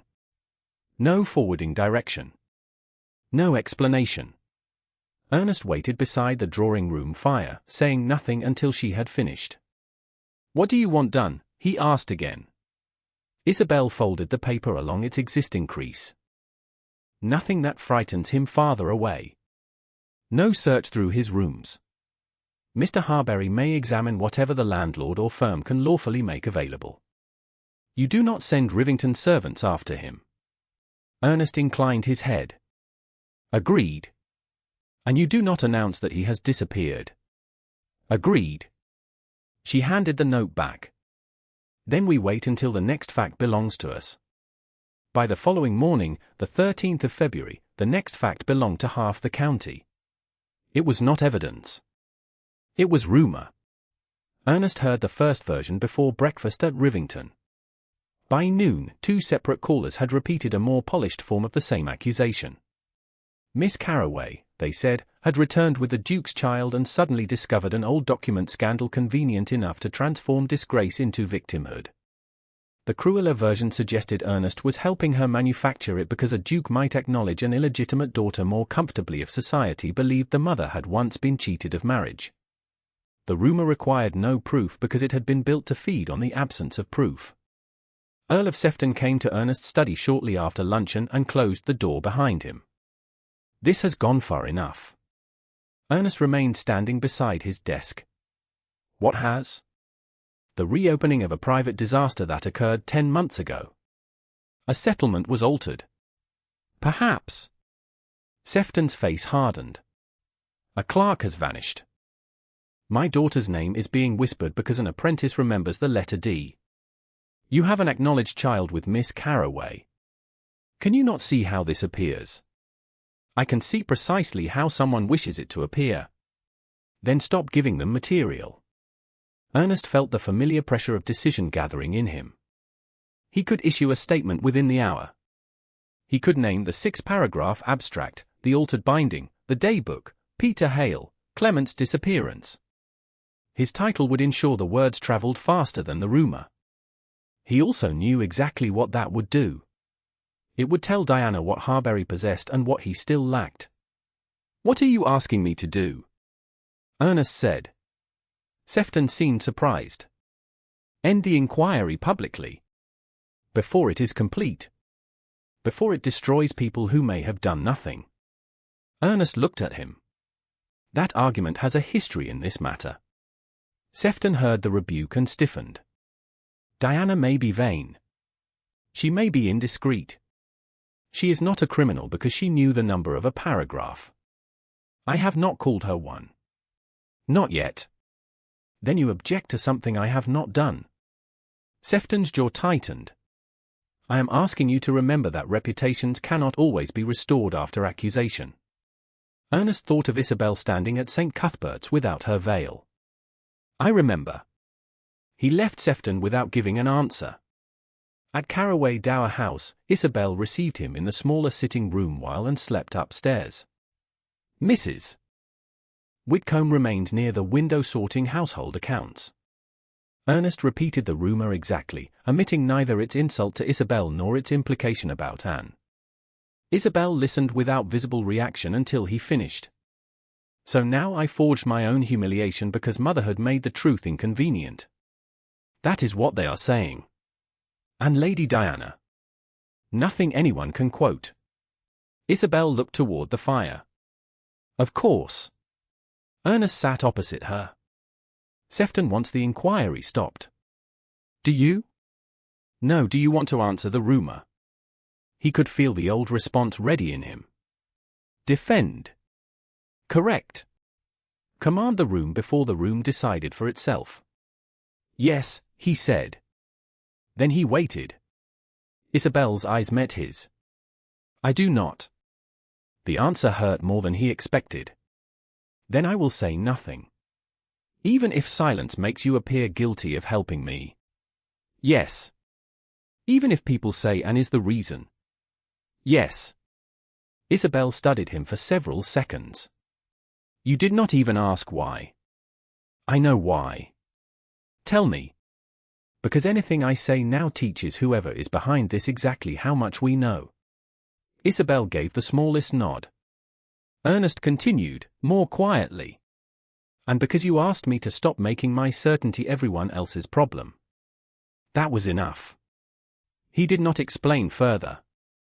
Isobel rose to place another piece of coal on the fire, then stopped beside him on her way back to her chair. You are afraid, she said. Ernest looked up.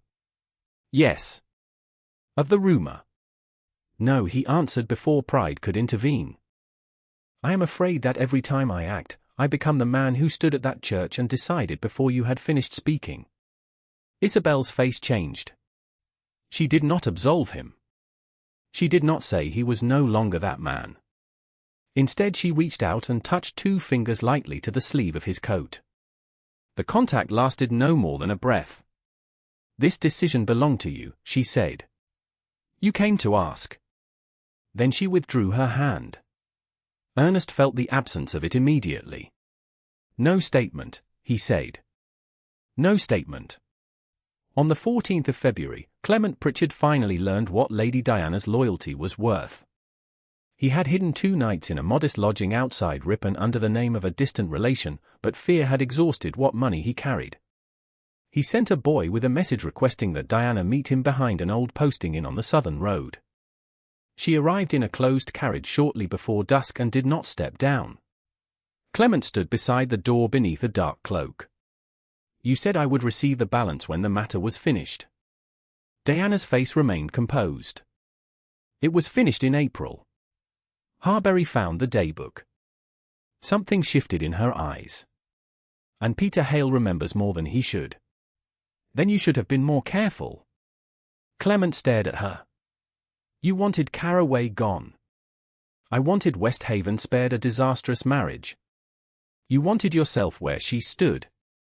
Diana's expression cooled. "Do not confuse social expectation with a promise. There was never an engagement between Westhaven and me." "No.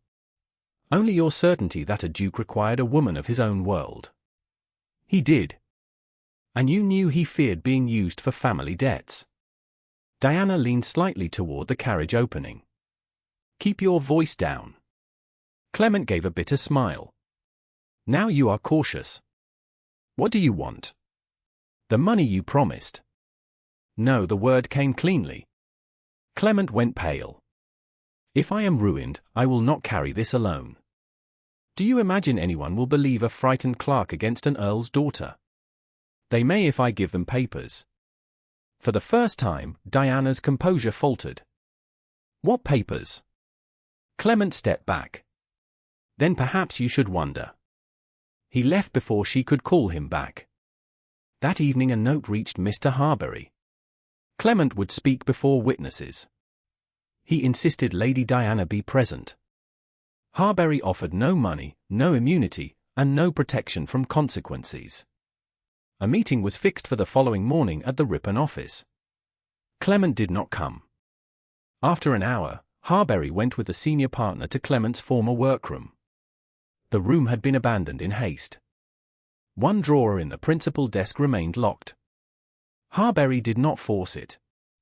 He asked the senior partner to remain, called in 2 clerks as witnesses, and sealed the desk across its opening. Only then did he send notices to Ernest and Isobel. Whatever Clement had been desperate enough to leave behind would remain untouched until it could be opened in front of witnesses.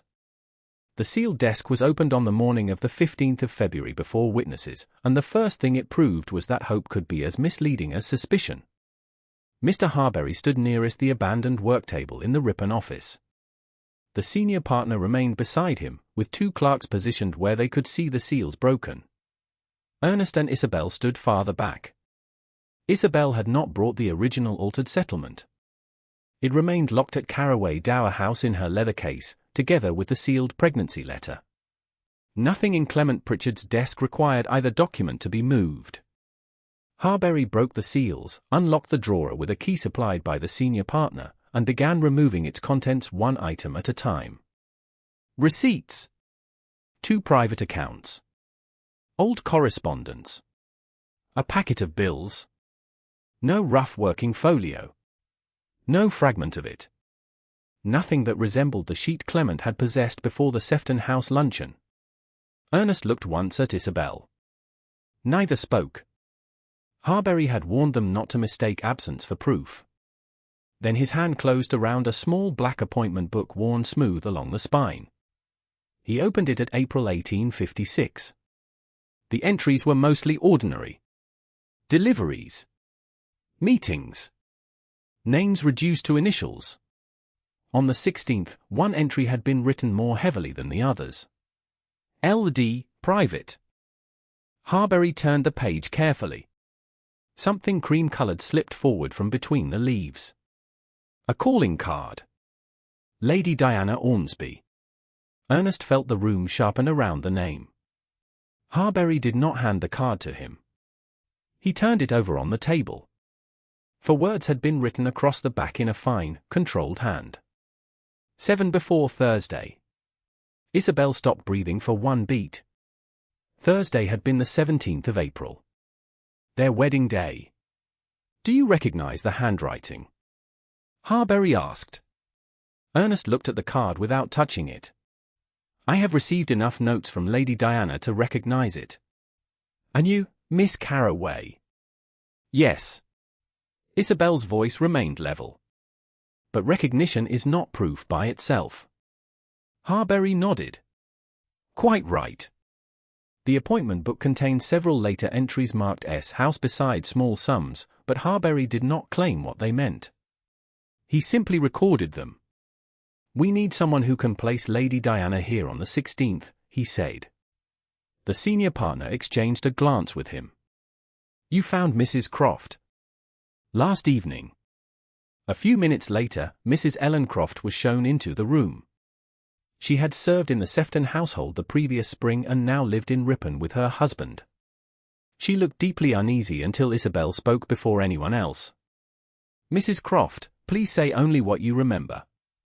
Nothing more is required. The woman nodded. Yes, miss. Harbury asked whether she remembered accompanying Lady Diana into Ripon on the 16th of April. Mrs. Croft did. Diana had dismissed her carriage after another call and ordered Mrs. Croft to walk with her to a solicitor's street. Did you enter the office? Harbury asked. No, sir. Her ladyship went through a side door. I waited across the way. How long? Perhaps 20 minutes. Who came out with her? Mr. Pritchard. Did you hear anything they said? No. Did Lady Diana give you any explanation? Only that it concerned a private family matter. Harbury thanked her and asked nothing designed to stretch the memory beyond what it could bear. The card, appointment book, Peter Hale's earlier statement, and the altered office records now formed a dangerous pattern. Still, Ernest resisted the word guilt. He had learned what damage could be done when pattern became verdict too soon. The final piece arrived without being summoned. Voices rose in the outer office. A clerk protested. Then Clement Pritchard appeared in the doorway, pale, unshaven, and breathing as though he had climbed the stairs too quickly. His gaze went immediately to the open desk. Then to the appointment book. That is mine. Harbury closed it. It was in the desk you abandoned. There were private papers in that drawer. Which is why the desk was sealed before witnesses. Clement's eyes moved to Diana's calling card. Whatever defense he had brought into the room altered in his face. He sat down without being invited. For several seconds, no one spoke. Isobel broke the silence. You came back for the book. Clement looked at her. I came back for my property. Then why does that card frighten you? He stared at the floor. Harbury said quietly, Mr. Pritchard, no one here has promised you money, protection, employment, or freedom from the consequences of anything you choose to admit. If you make a statement, it may be used against your interests. Do you understand? Clement gave a short, broken laugh. My interests. He looked at Ernest. Your Grace feared being used for money.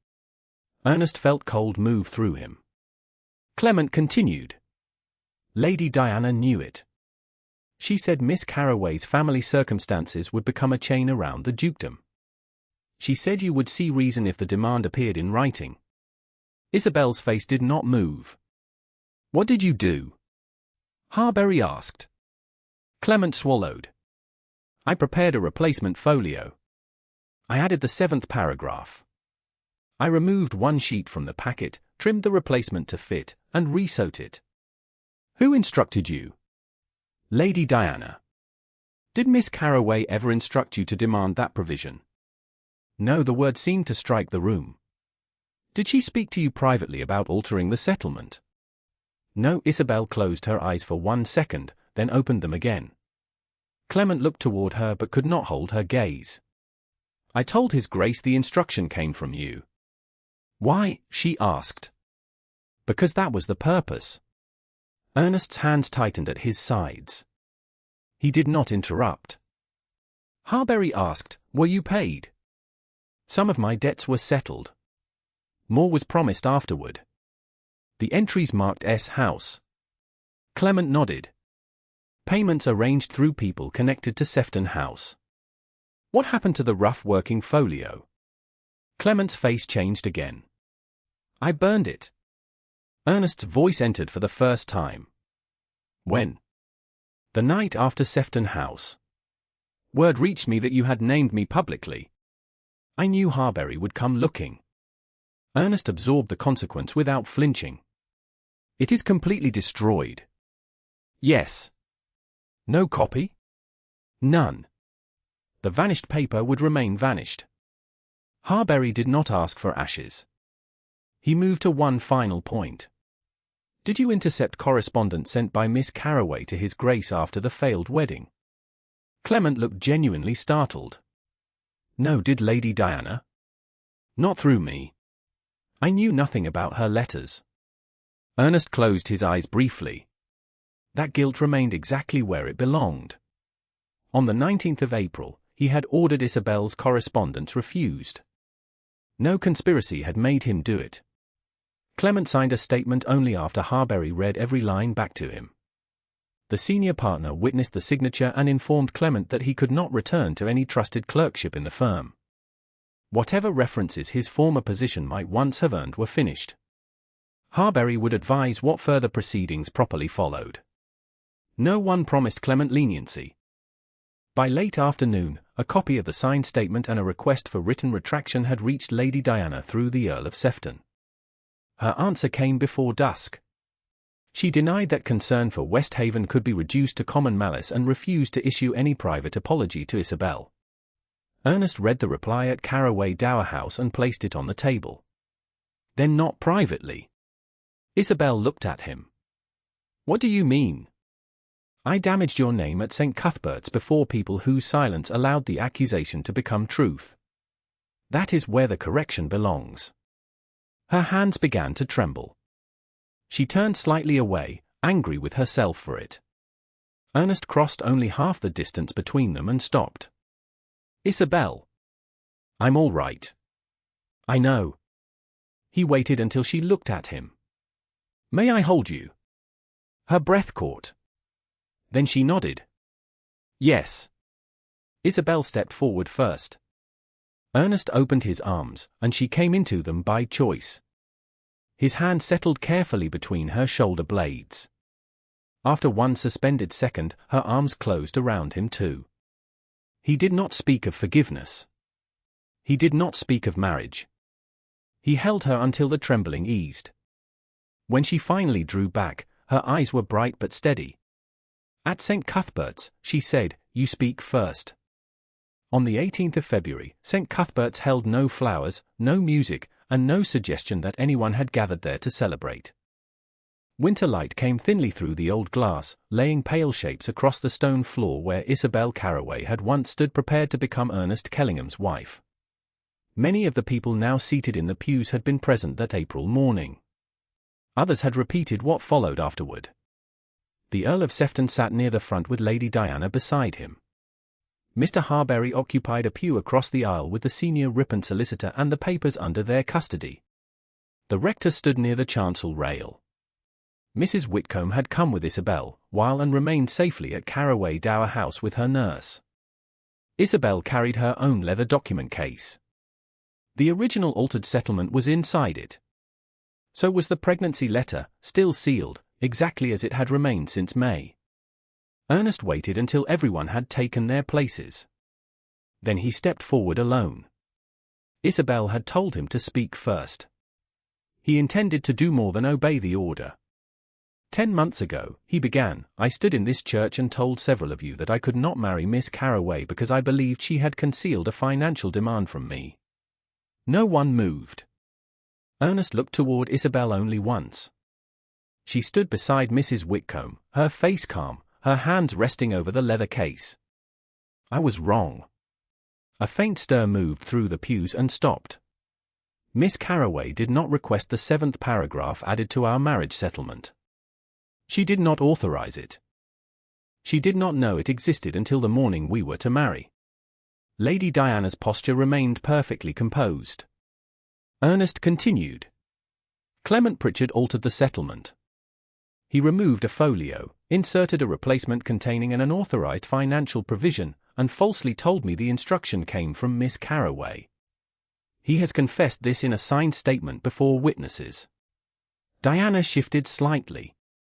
Ernest did not look at her. Lady Diana Ormsby instructed him. The Earl of Sefton turned sharply toward his daughter. Ernest lifted one hand before anyone could speak. But I did not ask you here merely to hear what they did. His voice lowered. You are here to hear what I did. Isobel's gaze rose to him. When Miss Carroway denied the accusation, I did not listen. I treated my certainty as evidence. I told myself that a document was safer to trust than the woman standing before me. I ended our wedding publicly and allowed my judgment to become her disgrace. The church seemed smaller now. Ernest could hear the faint settling of old timber above them. 2 days later, on the 19th of April, I ordered my household to refuse all correspondence from Miss Carroway. On the 28th of May, she wrote to inform me that she was with child. Her letter was returned unopened because of my order. Isobel's fingers tightened once over the case. Ernest forced himself not to look away. And Carroway is my daughter. The silence changed. Several faces turned toward Isobel, then quickly back to Ernest. No secretary concealed that letter. No clerk intercepted it. No rival prevented me from knowing.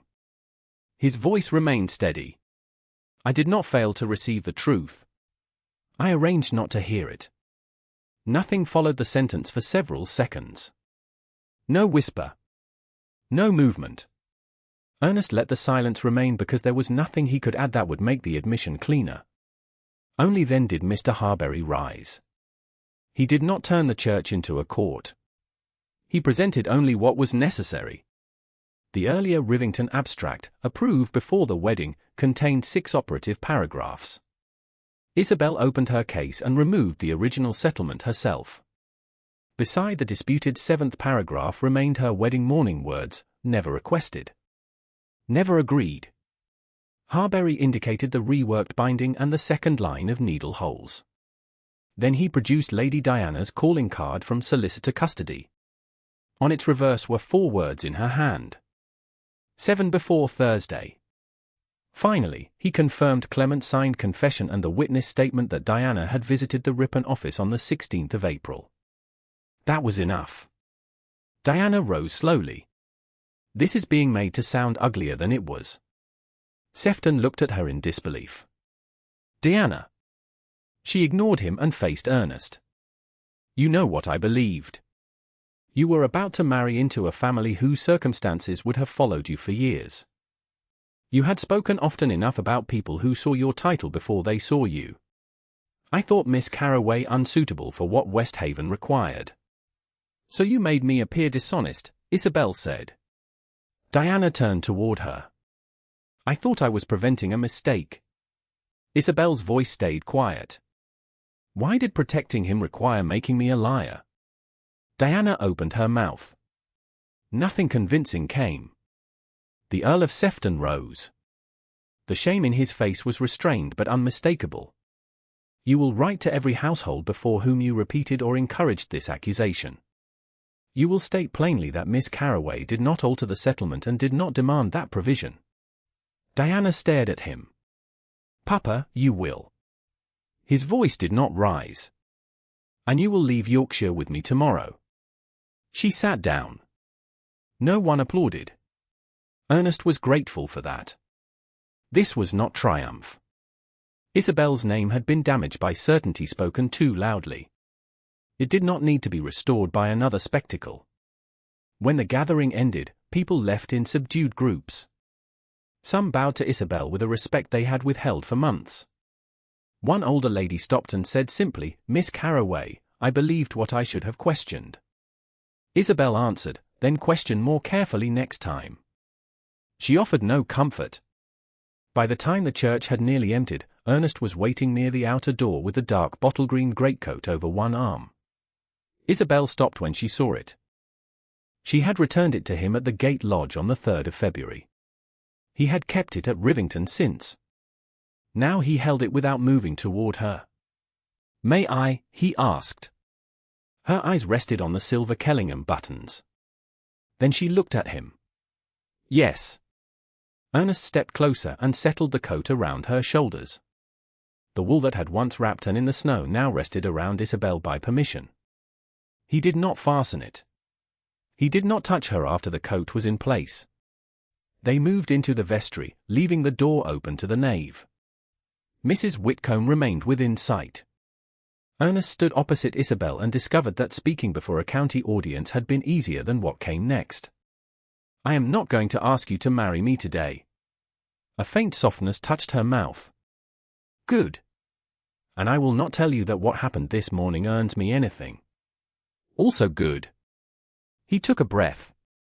"But there is something I need to say without asking you to pay for it." Isobel waited. Ernest met her eyes. "I love you, Isobel. Not because and returned you to me. Not because I owe you. I love the woman who walked away when I demanded that she doubt herself for my comfort.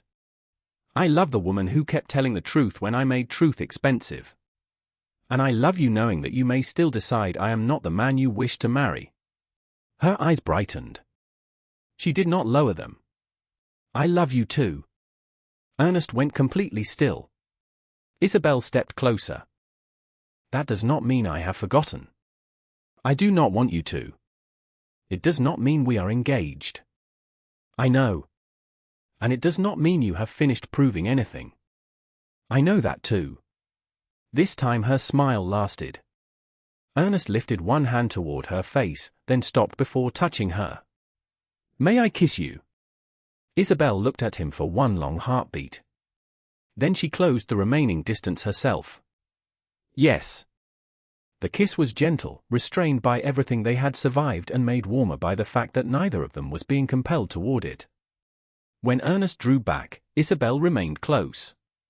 Her hand rested lightly against his chest beneath the open edge of the greatcoat. He waited. She looked up at him. "You may court me, Ernest." Hope moved through him, but he did not mistake hope for certainty. "Then I will." Edit.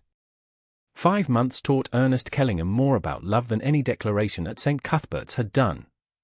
After the 18th of February, he did not move Isobel into Rivington Park, surround her with servants, or behave as though permission to court her had restored the engagement they had once lost. He came to Carroway Dower House in daylight, usually after sending word ahead, and left before propriety made his presence a subject for fresh gossip. He learned Anne's routines by being present for them rather than ordering them changed. By April, she had begun reaching for whatever caught her attention, including watch chains, buttons, folded correspondence, and once the end of Ernest's cravat. He discovered that she disliked being held when overtired but would quiet if carried slowly beside a window. He discovered that Isobel could tell the difference between Anne's hungry cry and her angry one before the child had finished the first sound. He also discovered that being Anne's father gave him responsibilities without giving him the right to rearrange Isobel's household around his wishes. That lesson was tested when he suggested and spend 3 afternoons each week at Rivington. 3? Isobel asked. "I have missed the first months of her life." "I know. And Rivington is 5 miles away, not London." "I know that too." Ernest heard the impatience entering his own voice and stopped. Anne was teething and had slept badly for several nights. Isobel looked tired but calm. "Tell me why you object." "Because the journey unsettles her, and because 3 afternoons would turn her routine into an arrangement built around your regret." The sentence struck precisely where it was intended. Ernest looked toward Anne, who was chewing solemnly on the corner of a linen cloth. "1 afternoon. Not this week." Disappointment came quickly. He allowed himself to feel it without turning it into punishment. Very well. Isobel watched him. You are unhappy. Yes. But you are not going to argue. No, or why? Ernest looked back at her. Because being disappointed does not mean you have wronged me. Something in Isobel's face softened. He did not ask what it meant. A week later, when Anne had slept better and the roads were dry, Isobel said over tea, she may spend Thursday afternoon at Rivington. Ernest set down his cup. Are you certain? Yes. Then Thursday. He did not ask for Friday. At Rivington, Anne became restless shortly after arrival. Mrs. Vale offered to summon a nursery maid, but Ernest shook his head and walked slowly with his daughter along the morning-room windows. And gripped one of his fingers and stared suspiciously at the unfamiliar room until the tension left her small body. Isobel watched from a chair near the fire. No one praised Ernest for holding his own child. He preferred it that way. By June, Lady Diana Ormsby's written retractions had reached every household identified by the Earl of Sefton and Mr. Harbury as having received or repeated the accusation against Isobel. The letters were restrained and unwilling, but they stated what mattered. Miss Carroway had neither demanded the additional provision nor altered the settlement. Diana remained away from immediate Yorkshire society under her father's supervision. Clement Pritchard never returned to trusted legal employment. His former firm would give him no reference, his signed confession remained with the solicitors, and the matter proceeded through such legal channels as Mr. Harbury and the senior partner considered proper. Ernest asked for no public spectacle. The truth had already been made public where the lie had first wounded Isobel. Anne's future required quieter work. Ernest settled funds for her maintenance and future from property he could lawfully provide. The documents named her and Carroway and acknowledged him as her father. They did not call her legitimate. They did not name her heir to Westhaven. They did not pretend that a later marriage could alter the date of her birth. Isobel read every line before agreeing. By July, Ernest no longer measured progress by whether Isobel smiled when he entered a room. He measured it by smaller things. She disagreed with him without preparing for withdrawal. She asked his opinion without surrendering her own. Once, while Anne slept between them in a shaded corner of the Dower House garden, Isobel handed him a household letter and said, "Tell me what you think." The trust in the ordinary sentence affected him more than any dramatic forgiveness could have done. Several days later, after Anne had been carried upstairs for her evening sleep, Ernest asked Isobel to walk with him in the small walled garden. Mrs. Whitcomb remained visible through the open drawing-room doors. The roses had begun to fade under the July warmth.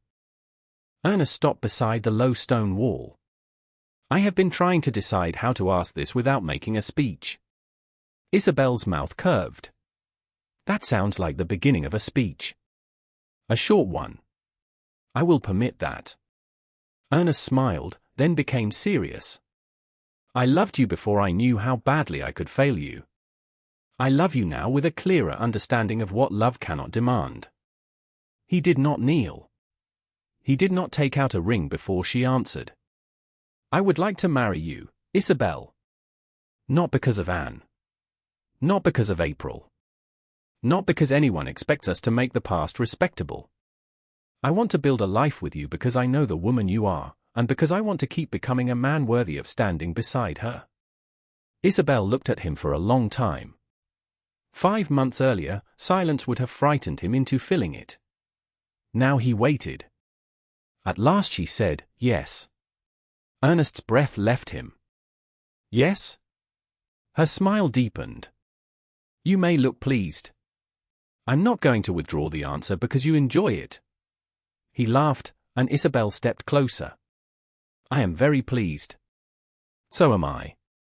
Their wedding took place at St. Cuthbert's in late July under a proper common license. There were no grand displays, only family, trusted friends, the rector, and those whose presence mattered for affection rather than reputation. Isobel carried her mother's Book of Common Prayer. Before leaving Carroway Dower House that morning, she had opened it and moved the faded crimson ribbon from the Psalms back to the marriage service. She did it alone. No one told her where the ribbon belonged. At the altar, Ernest spoke his vows without once mistaking certainty for ownership. When the ceremony ended, Isobel Carroway became Duchess of Westhaven by marriage, but the title did not feel like the reward for what she had endured. Choice did. Later that afternoon, after the restrained wedding breakfast at Rivington, Isobel entered the morning room with Anne in her arms. The child was a little over 7 months old now and far more interested in Ernest's silver watch than in the significance of the day. Mrs. Vale laughed softly when Anne reached for it. Ernest removed the watch and gave her the ribbon attached to it instead. On the writing table rested the Kellingham family Bible. Isobel placed her mother's prayer book beside it. The faded crimson ribbon lay across the marriage service. "There is something I want written today," she said. Ernest opened the Bible to the family record. "Tell me." Isobel looked at Anne. "Exactly what is true." Ernest understood. He dipped the pen into the ink and wrote carefully. "Anne Carroway, born the 18th of December, 1856, daughter of Ernest Kellingham and Isobel Carroway." He did not alter the date. He did not invent a marriage that had not yet existed. He did not attach a title and did not possess. When he finished, he turned the Bible toward Isobel. She read the line and nodded. "Yes." Then she took the pen herself and entered the date of their marriage beneath her own name and Ernest's. She blotted the ink and closed the bottle. "Now it is all where it belongs." Ernest looked at her. "Not quite all." Isobel raised an eyebrow. "What have we forgotten?" "I love you." She laughed softly. "That is not usually entered in family records." "Then I will have to keep saying it." "You will." She reached up first and placed her hand against his cheek. "I love you too." Then Isobel kissed him. When she drew back, and made a small impatient sound from Mrs. Vale's arms, demanding attention with the confidence of a child entirely unaware that society had ever debated what she ought to mean. Isobel turned toward her daughter, smiling. The Kellingham Bible remained open beside the smaller prayer book. The crimson ribbon rested across the marriage service. Anne's birth stood in ink exactly as it had happened, without shame and without disguise. Beyond the windows, late summer light lay across Rivington's lawns where winter snow had once seemed endless. Ernest reached toward Isobel's hand and stopped before touching it. Isobel looked down at the small space he had left between them. Then she turned her palm upward first. Ernest took it.